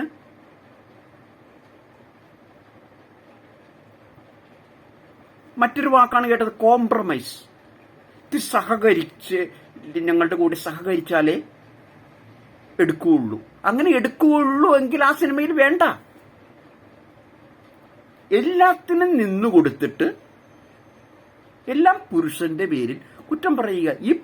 ഈ ലൈംഗിക ജീവിതം നയിച്ച പുരുഷന്മാരെ ഞാൻ ന്യായീകരിക്കുകയില്ല. അവർ ചെയ്തത് തെറ്റ്. അതോടൊപ്പം അവർക്ക് വേണ്ടി ലൈംഗികതയ്ക്ക് വേണ്ടി കിടന്നു കൊടുത്ത, അല്ലെങ്കിൽ ഇരുന്നു കൊടുത്ത, നിന്നു കൊടുത്ത, എങ്ങനെയാണെന്ന് അറിയില്ല, ചെയ്ത സ്ത്രീയുടെയും തെറ്റ്. അല്ലാതെ നമ്മൾ സ്ത്രീയെ എല്ലാ കാര്യത്തിലും ഇങ്ങനെ ന്യായീകരിച്ചു കഴിഞ്ഞാൽ പുരുഷന് ജയിലിൽ കിടക്കാൻ പറ്റും. ലജ്ജയില്ലേ? ഹേമ റിപ്പോർട്ടിൽ തന്നെയുള്ള ഒരു കാര്യമാണ് സ്ത്രീകൾക്ക് മികച്ച വനിതാ നിർമ്മാതാവ് എന്ന പേരിൽ ഒരു അവാർഡ് ഏർപ്പെടുത്തുക, മികച്ച സംവിധായിക എന്ന പേരിൽ അവാർഡ് ഏർപ്പെടുത്തുക, മികച്ച ക്യാമറ വുമൺ എന്ന പേരിൽ അവാർഡ് ഏർപ്പെടുത്തുക, മികച്ച അങ്ങനെ കുറെ ടെക്നിക്കലായിട്ട് പറഞ്ഞ് ഏർപ്പെടുത്തുക എന്ന് പറയുന്നുണ്ട്. ആരെങ്കിലും പറഞ്ഞോ സംവിധാനം ചെയ്യരുതെന്ന്? ഇതിപ്പോ സ്പോർട്സിലെ അവസ്ഥ തന്നെ ആർട്സിലും വരാൻ പോവുകയാണ്. ഇങ്ങനെ അവാർഡ് കൊടുത്താൽ എത്ര സിനിമകളുണ്ട് സ്ത്രീകളുടേതായിട്ട്? അങ്ങനെ വന്നു കഴിഞ്ഞാൽ സിനിമ സംവിധാനം ചെയ്യുന്ന എല്ലാവർക്കും അവാർഡ് കിട്ടാൻ തുടങ്ങും. പിന്നെ പുരുഷന് കിട്ടുന്ന, സിനിമാ നടന് കിട്ടുന്ന അതേ തുക തന്നെ വേണം സ്ത്രീക്കെന്ന്. എങ്ങനെയാണ് സിനിമയുടെ നടന്മാരുടെ മൂല്യം നിശ്ചയിക്കുന്നത്, നടിമാരുടെ മൂല്യം നിശ്ചയിക്കുന്നത്? അത്രയും കൊടുക്കാൻ താല്പര്യമില്ല എന്ന് പറഞ്ഞാൽ എന്ത് ചെയ്യും?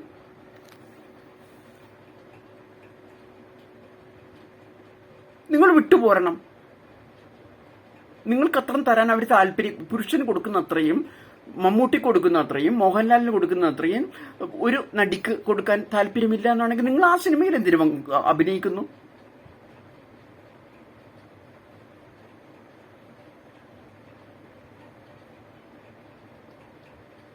ഇനി മറ്റൊന്ന്,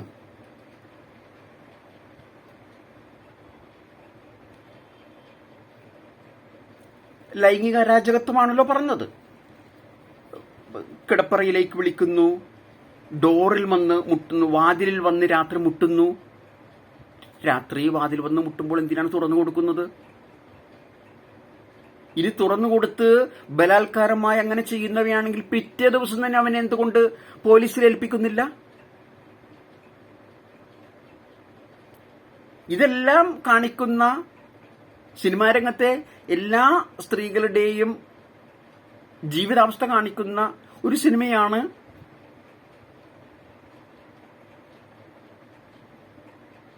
KG ജോർജിന്റെ ലേഖയുടെ മരണം ഒരു ഫ്ലാഷ് ബാക്ക്. അങ്ങനെ ആവരുത്, അങ്ങനെയുള്ള സിനിമകളിൽ അഭിനയിക്കരുത്. ഇത് ഏത് തരക്കാർക്കാണ് അങ്ങനെയുള്ള സിനിമ ചെയ്യേണ്ടി വരുന്നത്? നിങ്ങൾ നടൂർ ഗോപാലകൃഷ്ണന്റെ സിനിമയിലേക്ക് പോവുക, അല്ലെങ്കിൽ G അരവിന്ദന്റെ സിനിമയിലേക്ക് പോവുക. പ്രത്യേകിച്ച് ഞാൻ G അരവിന്ദന്റെ സിനിമയിലേക്ക് ഞാൻ നിങ്ങളെ ക്ഷണിക്കുകയാണ്. എസ് തപ്പാനന്ദ് സിനിമ എടുക്കുക, അല്ലെങ്കിൽ ഏത് സിനിമ എടുത്താലും കുഴപ്പമില്ല. ജീവിക്കുന്ന കഥാപാത്രങ്ങളാണ്. സിനിമയിലെ നടികളും സൗന്ദര്യവും തമ്മിലുള്ള ബന്ധമെന്ത്? ഞാൻ നിങ്ങളോട് ചോദിക്കുന്ന ചോദ്യമാണ്. എന്റെ വീഡിയോ ഈ നിമിഷം പോസ്റ്റിലിട്ടിട്ട് നിങ്ങൾ അതിന് ഉത്തരം പറയുക, അതിനുശേഷം വീണ്ടും ഓണാക്കുക. സിനിമയിലെ നടികളും സൗന്ദര്യം തമ്മിൽ ബന്ധമെന്ത്?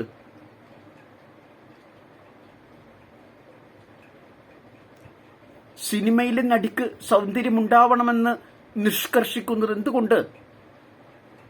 സിനിമ എന്ന് പറഞ്ഞാൽ എന്താണ്? ഒരു ജീവിത കഥയാണ്, ഒരു രാജാവിന്റെ കഥയാണ്, അല്ലെങ്കിൽ ഒരു പിച്ചക്കാരന്റെ കഥയാണ്, അല്ലെങ്കിൽ ഒരു കള്ളുകുടിയന്റെ കഥയാണ്, അല്ലെങ്കിൽ ഒരു വേശ്യയുടെ കഥയാണ്. പിച്ചക്കാരത്തിയായിട്ടാണ് അഭിനയിക്കേണ്ടതെങ്കിൽ എന്തിനാണ് വേഷഭൂഷാദികൾ? G അരവിന്ദനൊക്കെയോ ഞാൻ മനസ്സിലാക്കിയെടുത്തോളം ഓൺ ദ സ്പോട്ടിൽ, കൃത്യമായ സ്ഥലത്ത് വെച്ച്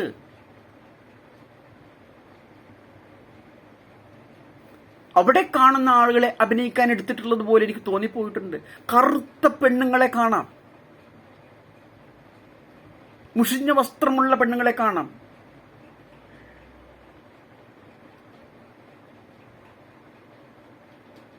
അപ്പൊ സൗന്ദര്യം ഉണ്ടാവണമെന്ന് വയ്ക്കുന്നതിന്റെ ഉദ്ദേശം എന്താണ്? അത് ചീത്ത സിനിമകളാണ്.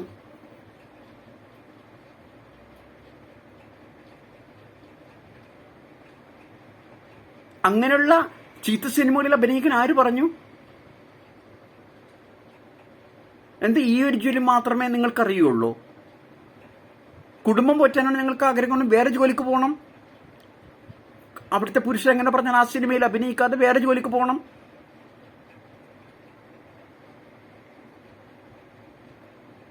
കലാപരമായി തന്നെ വേറെ ജോലി.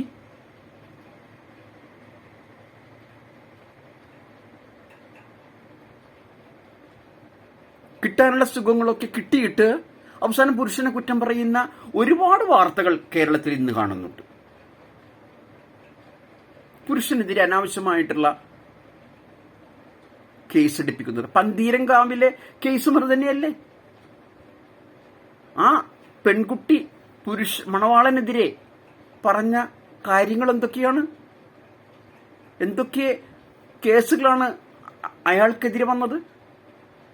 അടിച്ചു, പീഡിപ്പിച്ചു.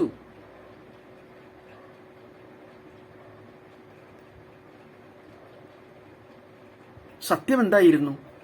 അവസാനം പെൺകുട്ടി തന്നെ പറഞ്ഞതല്ലേ. ഇനി പെൺകുട്ടിയുടെ ജീവിതം എങ്ങനെയായിരുന്നു? കല്യാണം കഴിഞ്ഞതിന്റെ അന്നു മുതൽ രാത്രി ചാറ്റിംഗാണ് 3 കാമുകന്മാരുമായിട്ട്. മണവാളൻ അപ്പുറത്തുണ്ട്. മണവാളൻ പറഞ്ഞിട്ട് നിർത്തുന്നില്ല. നമ്മൾ എന്തിനാണ് ഇങ്ങനെയുള്ള പെണ്ണുങ്ങളെ ന്യായീകരിക്കുന്നത്?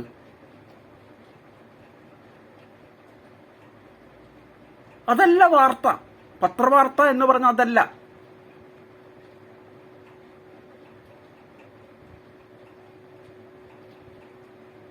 ഇങ്ങനെയുള്ള കേസുകളിൽ സ്ത്രീയുടെ ഫോട്ടോയോ പേരോ വെക്കില്ല. പകരം പുതിയ ഫാഷൻ പേരുകൾ കൊടുത്തിരിക്കുകയാണ്. അതിജീവിത, ഇര, വേട്ടക്കാരൻ. പുരുഷന്റെ പേരെഴുതുമല്ലോ, പുരുഷന്റെ ഫോട്ടോ കൊടുക്കുമല്ലോ. നിങ്ങൾ പേപ്പറിൽ നോക്കുക, നിത്യേനയുള്ള പേപ്പറിൽ ഞാൻ പറയുന്നത് കുഞ്ഞു കുട്ടികളെയൊക്കെ പീഡിപ്പിക്കുന്നെന്ന് പറയുമ്പോൾ അത് കഠോരമായ പാപം, കഠോരമായ അക്രമം പുരുഷന്റെ പേരുള്ള. അവിടെ കുഞ്ഞു പെൺകുട്ടികൾക്കൊന്നും അറിയില്ല. ഇത് പ്രായപൂർത്തിയായ 20, 30, 40 വയസ്സുള്ള സ്ത്രീകളാണ് ലജ്ജയില്ലാതെ പറഞ്ഞുകൊണ്ട് നടക്കുന്നത്. എന്നെ പീഡിപ്പിച്ചു, എന്റെ മോളെ പീഡിപ്പിച്ചു. അതൊരു ഫാഷനായി പോയി പറയാനായിട്ട്.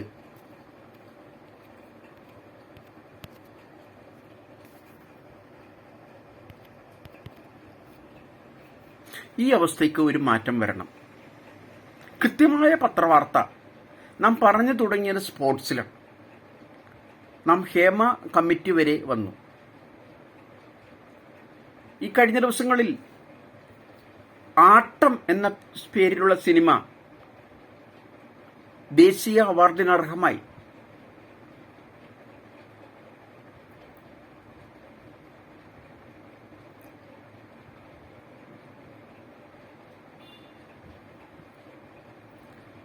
കണ്ടു തുടങ്ങിയപ്പോൾ തന്നെ KG ജോർജിന്റെ യവനിക എന്ന സിനിമയുമായി താരതമ്യമുള്ളതുപോലെ എനിക്ക് തോന്നി. ആ നിലവാരം മാത്രമുള്ള ഒരു സിനിമ മാത്രമാണ്, ആ നിലവാരമോ അതിൽ താഴെയോ നിലവാരമുള്ള ഒരു സിനിമ മാത്രമാണ് ആട്ടം. ആട്ടത്തെക്കുറിച്ച് പറയുമ്പോൾ 2-3 പോയിന്റുകൾ എനിക്ക് പറയാനുള്ളതിൽ ഒരു പോയിന്റ് നല്ല തിരക്കഥയാണെന്നുള്ളതാണ്. രണ്ടാമത് പറയേണ്ട ഒരു പോയിന്റ്, KG ജോർജ് പറയുന്നൊരു വാക്കുണ്ട്, സിനിമാറ്റിക് ട്രീറ്റ്മെന്റ്. ആ സിനിമാറ്റിക് ട്രീറ്റ്മെന്റ് കുറച്ചൊക്കെ അറിയാവുന്ന വ്യക്തിയാണ് അത് സംവിധാനം ചെയ്തിട്ടുള്ളതെന്നുണ്ട്. മൂന്നാമത് പറയാനുള്ളത്, അനാവശ്യമായി സ്ത്രീയെ ന്യായീകരിക്കുന്ന ഒരു സിനിമയാണെന്നുള്ളതാണ്.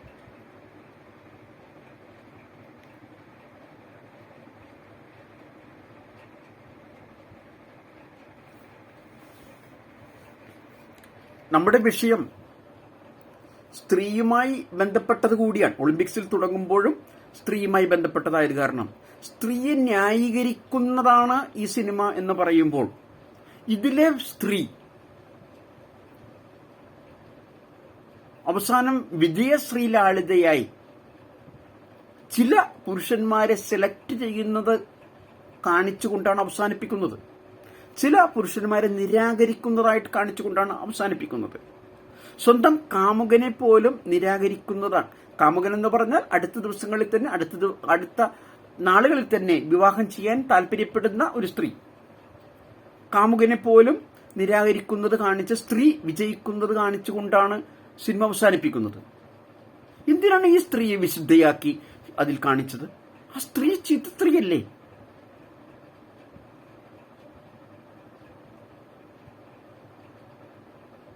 വിവാഹിതനായ ഒരു പുരുഷനുമായി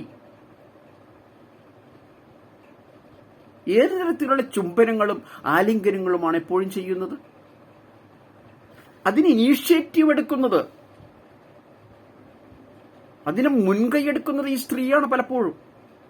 ആദ്യമായി അത് ചുണ്ടും തമ്മിൽ ചുംബനങ്ങൾ നിരവധി സമയം എടുത്ത് ചെയ്യുമ്പോൾ അതിന് നേതൃത്വം കൊടുക്കുന്നത് ഈ പെണ്ണാണ്. ഓർക്കണം, വിവാഹിതനായ ഒരു പുരുഷന്റെ പക്കൽ സംസാരിച്ചു കൊണ്ടിരിക്കുമ്പോൾ ആദ്യത്തെ ചുംബനത്തെക്കുറിച്ചാണ് ഞാൻ പറയുന്നത്. വിവാഹിതന്റെ ഒരു പുരുഷന്റെ പക്കൽ സംസാരിച്ചു കൊണ്ടിരിക്കുമ്പോൾ ആ പുരുഷൻ പറയുന്നുണ്ട്, ഞാൻ ആകെ തളർന്നൊടിഞ്ഞൊരവസ്ഥ, എന്തോ ഒരു സന്തോഷമില്ലാത്ത അവസ്ഥ. അപ്പോൾ ആ സ്ത്രീ പറയുന്നുണ്ട്, പെൺകുട്ടി പറയുന്നുണ്ട്, 16 വയസ്സുള്ളെന്നാണ് പറയുന്നത് പെൺകുട്ടിക്ക്. സിനിമയിൽ പറയുന്നത് 16 വയസ്സുള്ളെന്നാണ്.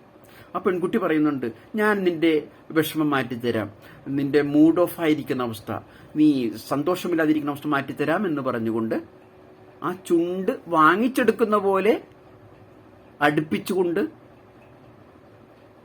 ചുണ്ട് വലിച്ചു കുടിക്കുകയാണ്. കുറെ നേരം ചുണ്ടുകൾ വലിച്ചു കുടിക്കുകയാണ് പരസ്പരം ആലിംഗനവുമായി, ശരീരങ്ങൾ ഇഴുകിച്ചേർന്നുള്ള ആലിംഗനവുമായി. അപ്പൊ ഈ പെൺകുട്ടി ചെയ്യുന്നൊരു തെറ്റല്ലേ? നിരവധി തവണ ഈ പെൺകുട്ടി ഇത് ആവർത്തിക്കുന്നുണ്ട്.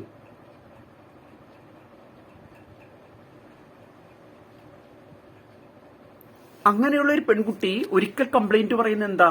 ഞാൻ ഉറങ്ങിക്കിടക്കുമ്പോൾ ആ നാടക ട്രൂപ്പിലെ ഒരാളുടെ പേര് പറയുന്നുണ്ട്, ഒരു മുതിർന്ന അംഗം. അയാൾ എന്നെ ലൈംഗികമായി സ്പർശിച്ച സ്ഥലവും പറയുന്നുണ്ട്, സ്ഥലങ്ങളിൽ സ്പർശിച്ച് ഓടിക്കളഞ്ഞു എന്ന് പറയുന്നുണ്ട്. ആ പുരുഷന്മാരെല്ലാം എത്ര മാന്യന്മാരാണെന്ന് ഞാൻ ഓർത്തുപോവുകയാണ്. ഒരു പുരുഷൻ സ്പർശിച്ചിട്ടുണ്ടെന്നുള്ള സത്യം, അതൊഴിച്ചുള്ള ബാക്കി മുഴുവൻ പുരുഷന്മാരും എത്ര മാന്യമായ രീതിയിലാണ് സംസാരിക്കുന്നത്. ആ സ്ത്രീക്ക് വേണ്ടിയാണ് സംസാരിക്കുന്നത്. അതിനിടയിലും ചില പുരുഷന്മാർ, ബുദ്ധിയുള്ള പുരുഷന്മാർ, ഞാൻ അങ്ങനെ പറയും, ബുദ്ധിയുള്ള പുരുഷന്മാർ പറയുന്നുണ്ട്, അവൾ പറഞ്ഞ ഒറ്റ വാക്കിന്റെ അവൾ പറഞ്ഞ വാക്കെന്ന് പറയുമ്പോൾ ആശയമാണ് ഞാൻ പറയുന്നത്, അവരുടെ കൃത്യമായ ഡയലോഗല്ല ഞാൻ പറയുന്നത്. അവൾ പറഞ്ഞത് ഒറ്റയടിക്ക് വിശ്വസിക്കാൻ പറ്റില്ല, അതിൽ സത്യമുണ്ടോ എന്നറിയണം എന്ന് അറിയാൻ ആഗ്രഹിക്കുന്ന 4-5 പുരുഷന്മാരുണ്ട്. അതാണ് ഇന്നത്തെ പുരുഷന്മാർക്കും സ്ത്രീകൾക്കും വേണ്ടത്. അവൾ പറഞ്ഞതിനെ ന്യായീകരിക്കുകയല്ല, അവൾ പറഞ്ഞതിൽ സത്യമുണ്ടോ എന്നാണ് ആദ്യം കണ്ടുപിടിക്കേണ്ടത്. അതിനുശേഷമാണ് അവനെ കേസ് കൊടുക്കാനും അവനെ ജയിലിൽ കയറ്റാനും തൂക്കിക്കൊല്ലാനും ശ്രമിക്കേണ്ടത്. ഇത് നമ്മളുടെ സ്വന്തം കുടുംബത്തിൽ സംഭവിക്കുമ്പോഴേ നമ്മൾ തിരിച്ചറിയുകയുള്ളൂ. പെൺകുട്ടി പറഞ്ഞത് വിശ്വസിക്കുക.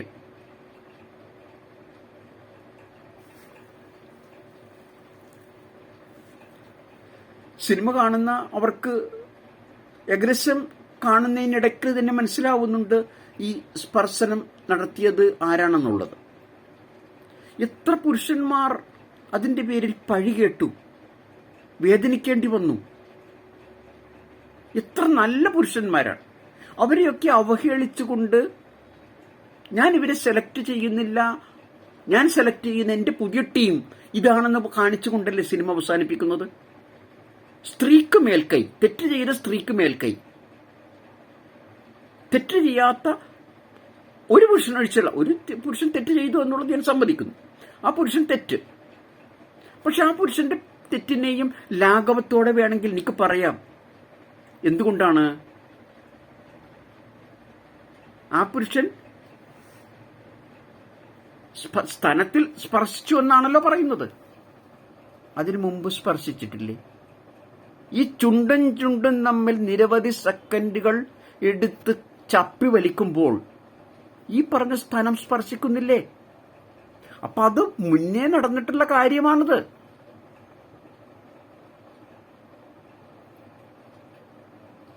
ഇപ്പൊ വേറെ ആരോ സ്പർശിച്ചു എന്നതിന്റെ അടിസ്ഥാനത്തിൽ അത് വാർത്തയായി.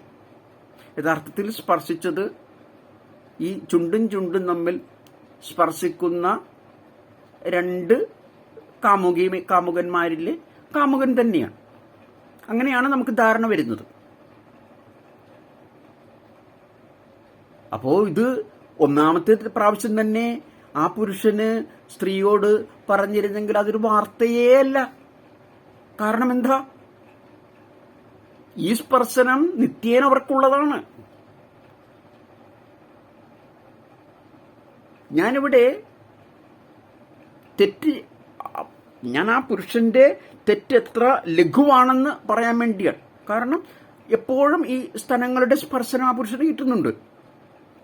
ചുണ്ടും തമ്മിൽ ഇതുപോലുള്ള ബന്ധത്തിൽ ഏർപ്പെടുമ്പോൾ.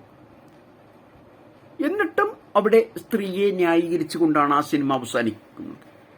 അത്ഭുതം, ഈ സിനിമ സംവിധാനം ചെയ്തൊരു പുരുഷനാണെന്ന് കൂടി എന്നുള്ളതാണ്.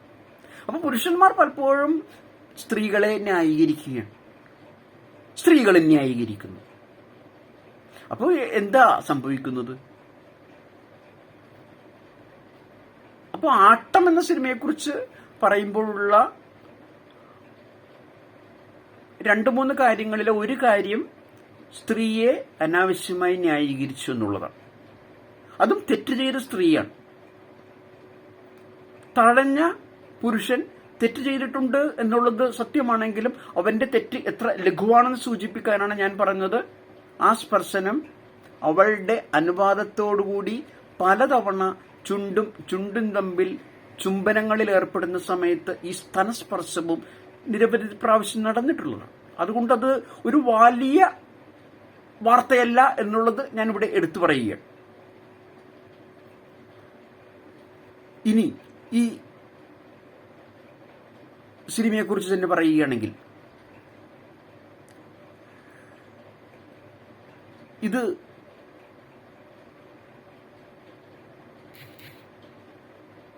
സിനിമാറ്റിക് ട്രീറ്റ്മെന്റ് ഉള്ള ഒരു സിനിമയാണെന്ന് പറയാനുള്ള കാര്യം, എനിക്ക് ഈ സിനിമയെക്കുറിച്ച് പറയാൻ വേണമെങ്കിൽ എൻ്റെ യൂട്യൂബിലുള്ള എനിക്ക് സിനിമയെക്കുറിച്ച് പറയാൻ ഒരു സീരീസ് ഉണ്ട്, പരമ്പരയുണ്ടെന്ന് നിങ്ങൾക്കറിയാം. സിനിമ ഇൻ മലയാളം എന്നുള്ള സീരീസ് ഉണ്ട്. അതിന്റെ ഏതെങ്കിലും ഒരു എപ്പിസോഡിൽ എനിക്ക് സിനിമയെക്കുറിച്ച് പറഞ്ഞാൽ മതി. പക്ഷെ ഞാൻ പറയുന്നില്ല. ആ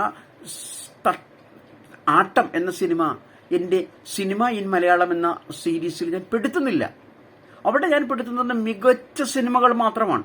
അടൂർ ഗോപാലകൃഷ്ണന്റെ പോലെയുള്ള സിനിമകൾ മാത്രമാണ്, അല്ലെങ്കിൽ ജി അരവിന്ദന്റെ പോലുള്ള സിനിമകൾ മാത്രമാണ്, അല്ലെങ്കിൽ ഷാജിയൻ കരുണിന്റേത് പോലുള്ള സിനിമകൾ മാത്രമാണ്, അല്ലെങ്കിൽ ജോൺ അബ്രാഹമിന്റെ സിനിമകൾ മാത്രമാണ്. ജോൺ അബ്രാഹം എന്നുള്ള വാക്ക് പറഞ്ഞപ്പോൾ ഞാനൊരു കാര്യം കൂടി ഓർമ്മിപ്പിക്കാൻ പറയുന്നു. ഹേമ കമ്മിറ്റി റിപ്പോർട്ടിനെ കുറിച്ച് ഞാൻ സംസാരിച്ചു കൊണ്ടിരുന്നപ്പോൾ ഞാനൊരു ചോദ്യം ചോദിച്ചു, നടിയും സൗന്ദര്യവും തമ്മിലുള്ള ബന്ധം എന്താണെന്ന്. ജോൺ അബ്രാഹമിന്റെ അമ്മ അറിയാൻ എന്ന സിനിമ നിങ്ങൾ കണ്ടു കഴിഞ്ഞാൽ സൗന്ദര്യമുള്ള സ്ത്രീകളെയല്ല കൊണ്ടുപോയി വെക്കുന്നത്.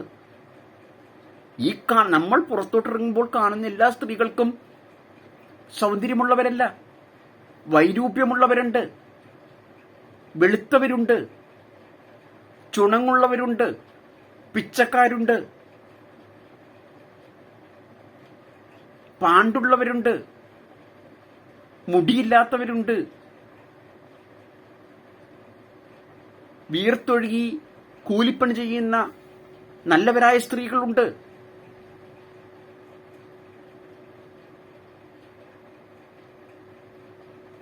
ഞാൻ അമ്മ അറിയാനെ കുറിച്ച് ഞാൻ പറയാം.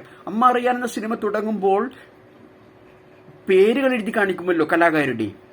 ഛായാഗ്രഹണം ഇന്നയാൾ, എഡിറ്റിംഗ് ഇന്നയാളെന്നൊക്കെ പറഞ്ഞ് കാണിക്കുമല്ലോ, അതുപോലെ അഭിനയം എഴുതി കാണിക്കുമ്പോൾ ഞാൻ പറയുന്നത് അമ്മ അറിയാൻ ഒന്നാമതായി പ്രദർശിപ്പിച്ചപ്പോഴുള്ള കാര്യമാണ്. പിന്നീട് അതിന് മാറ്റം വരുത്തിയോ എന്നുള്ളത് എനിക്കറിയില്ല. അമ്മ അറിയാൻ ഒന്നാമതായി ജോൺ അബ്രഹാം പ്രദർശിപ്പിച്ചപ്പോൾ ഈ കലാകാരുടെ പേര് കാണിക്കുന്ന സമയത്ത് അഭിനയം എന്നുള്ള സ്ഥലത്ത് എഴുതിയിരിക്കുന്ന ഒരു വാക്കുണ്ട്. അതായത് ഛായാഗ്രഹണം ഇന്നയാൾ, മേക്കപ്പ് ഇന്നയാൾ, സംഗീതം ഇന്നയാൾ, അഭിനയം എന്നുള്ള സ്ഥലത്ത് എഴുതിയിരിക്കുകയാണ് മേക്കപ്പ് ഇടാത്ത നിങ്ങളുടെ സഹോദരി സഹോദരന്മാർ. സുഹൃത്തുക്കളെ, നല്ല സിനിമ എന്ന് പറഞ്ഞാൽ ഇല്ലാത്ത സൗന്ദര്യത്തെ സൗന്ദര്യവൽക്കരിക്കുന്നതല്ല.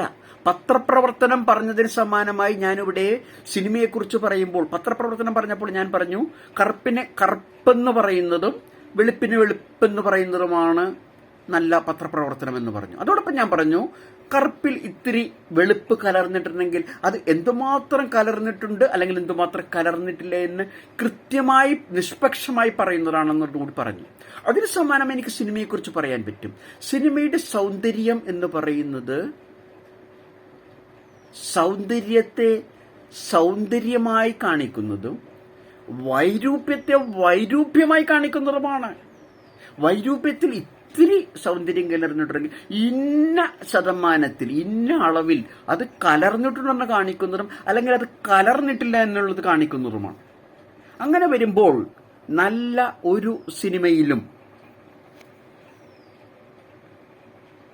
സൗന്ദര്യം അന്വേഷിച്ച് പോവേണ്ട ആവശ്യമില്ല. ഇനി ഈ പറഞ്ഞ സ്ത്രീകൾ തന്നെ സിനിമയിൽ ചെന്നതിന് ശേഷം കാര്യമുണ്ടായിട്ടും കാര്യമില്ലാതെയും വസ്ത്രത്തിന്റെ മറക്കാനുള്ള ശരീരം മറക്കാനുള്ളതാണ് വസ്ത്രം എന്ന് പറയാറുണ്ട്. മറക്കുന്നതാണോ കൂടുതൽ, മറച്ചിരിക്കേണ്ടത് തുറന്നു വെക്കുന്നതാണോ എന്ന് ആലോചിക്കുന്നത്. സിനിമയ്ക്ക് വേണ്ടി ലൈംഗികത കാണിക്കേണ്ടി വരുന്നത് തെറ്റല്ല, സിനിമയ്ക്ക് വേണ്ടി. പക്ഷേ ലൈംഗികതയ്ക്ക് വേണ്ടി സിനിമ കാണിക്കുന്ന സിനിമകളുണ്ടല്ലോ. സിനിമയിൽ ഇത് കാണിച്ചാലേ, ഈ ലൈംഗികതയുടെ ഇന്ന ഭാഗം കാണിച്ചാലേ അതിന്റെ സൗന്ദര്യം നിലനിൽക്കൂ, അതിന്റെ മർമ്മം ആളുകൾക്ക് പിടികിട്ടുവെങ്കിൽ അത് കാണിച്ചാൽ മതിയാവൂ. അത് കാണിക്കേണ്ട രീതിയിൽ ലൈംഗികതയിലായി പോകരുത് നമ്മുടെ ചിന്ത.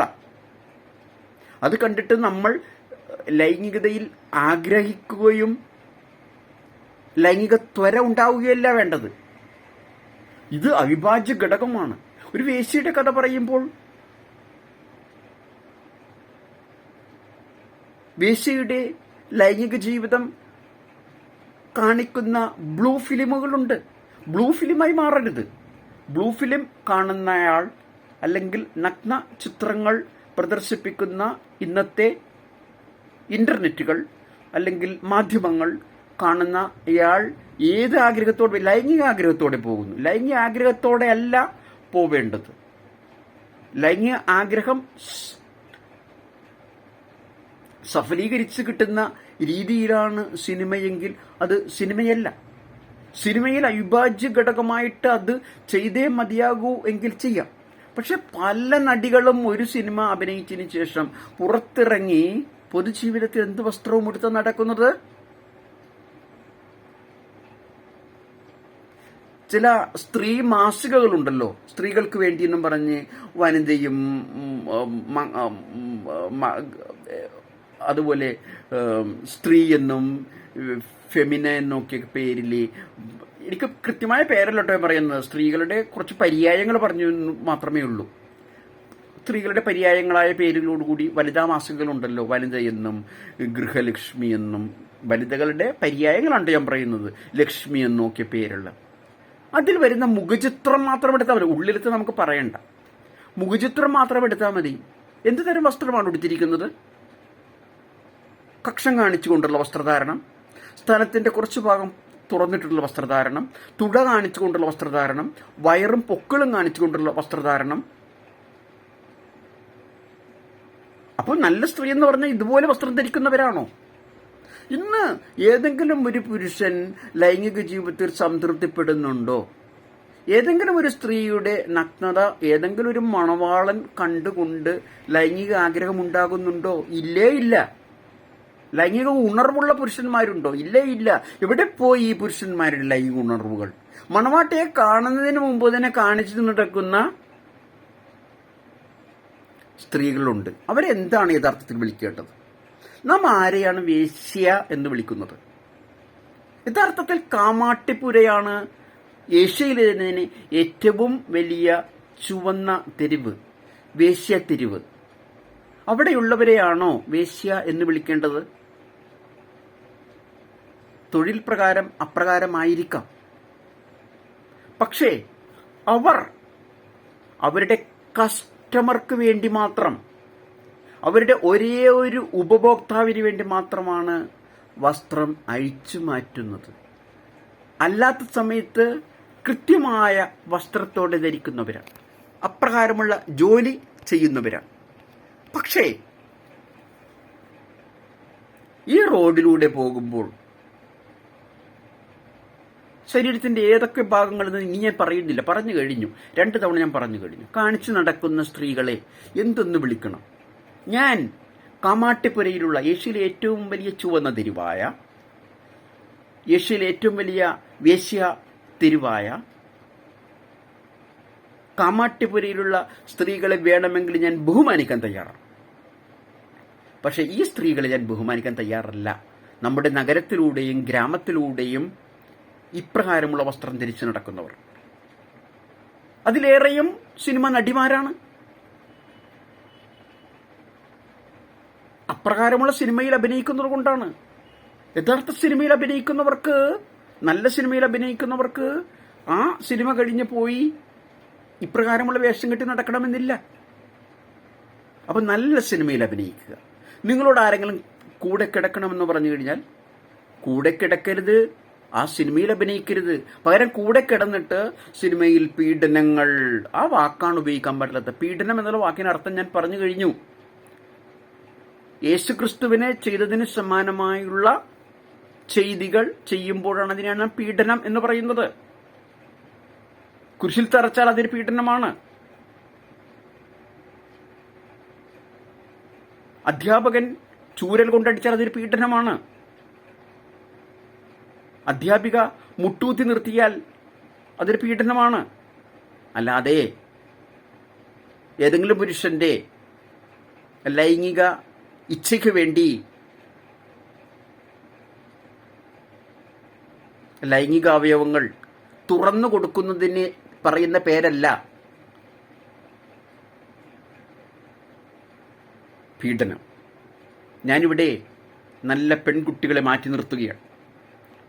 4, 3, 2 വയസ്സുമുള്ള പെൺകുട്ടികളെ വരെ ലൈംഗിക അതിക്രമങ്ങൾക്ക് വിധേയരാക്കിയെന്ന് പറയുന്നുണ്ട്. കഠോര പാപം തന്നെ, കഠോര കൃത്യം തന്നെ, ശിക്ഷ അർഹിക്കുന്ന ശിക്ഷ തന്നെ ആ പുരുഷൻ ചെയ്തിരിക്കുന്നു എന്ന് ഞാനിവിടെ എടുത്തു പറയുന്നു. ആ പാവം പെൺകുട്ടികളെന്ന് കൂടി പറയുന്നു. ഞാൻ പ്രായപൂർത്തിയായ പെൺകുട്ടികളെ ന്യായീകരിക്കാൻ തയ്യാറല്ല. നിർത്തുകയാണ്. പത്രപ്രവർത്തനം എന്ന് പറഞ്ഞാൽ മനുഷ്യൻ പട്ടിയെ കടിക്കുന്നതല്ല വാർത്ത. പകരം പട്ടി മനുഷ്യനെ കടിക്കുന്നതല്ല വാർത്ത. മനുഷ്യൻ പട്ടിയെ കടിക്കുകയോ പട്ടി ആ കാരണത്താൽ മരിക്കുകയോ ചെയ്താൽ അതാണ് വാർത്ത. PT ഉഷ ഇത്രയും കുറഞ്ഞ വേഗത്തിൽ ഓടുന്നതല്ല വാർത്ത. നമ്മുടെ വീടിന്റെ മുമ്പിലുള്ള ഔസേപ്പോ, ഗോപാലനോ, പാച്ചുവോ, മുഹമ്മദോ, അഹമ്മദോ, ജലീലോ, ഔസേപ്പോ ഓടുന്നതായിരിക്കണം വാർത്ത. കൂടുതൽ കഴിവുറ്റ പ്രതിഭാശാലികളായ സുഹൃത്തുക്കൾ, സഹോദരങ്ങൾ, പ്രത്യേകിച്ച് ആൺമക്കൾ വളർന്നു വരാനിട വരട്ടെ. മത്സരങ്ങൾ ഒരു വിധത്തിലായിരിക്കണം. ആണിനും പെണ്ണിനും പ്രത്യേക മത്സരങ്ങളല്ല. മത്സരം, ഓട്ട മത്സരം, ആർക്കും മത്സരിക്കാം. ആണിനും മത്സരിക്കാം, പെണ്ണിനും മത്സരിക്കാം, ആണും പെണ്ണുമല്ലാത്ത ജീവികൾക്കും മത്സരിക്കാം. ആശംസകൾ നേരുന്നു. നല്ല പുരുഷന്മാരെ പ്രോത്സാഹിപ്പിക്കണമെന്ന ആശംസയോടുകൂടി നിർത്തുന്നു.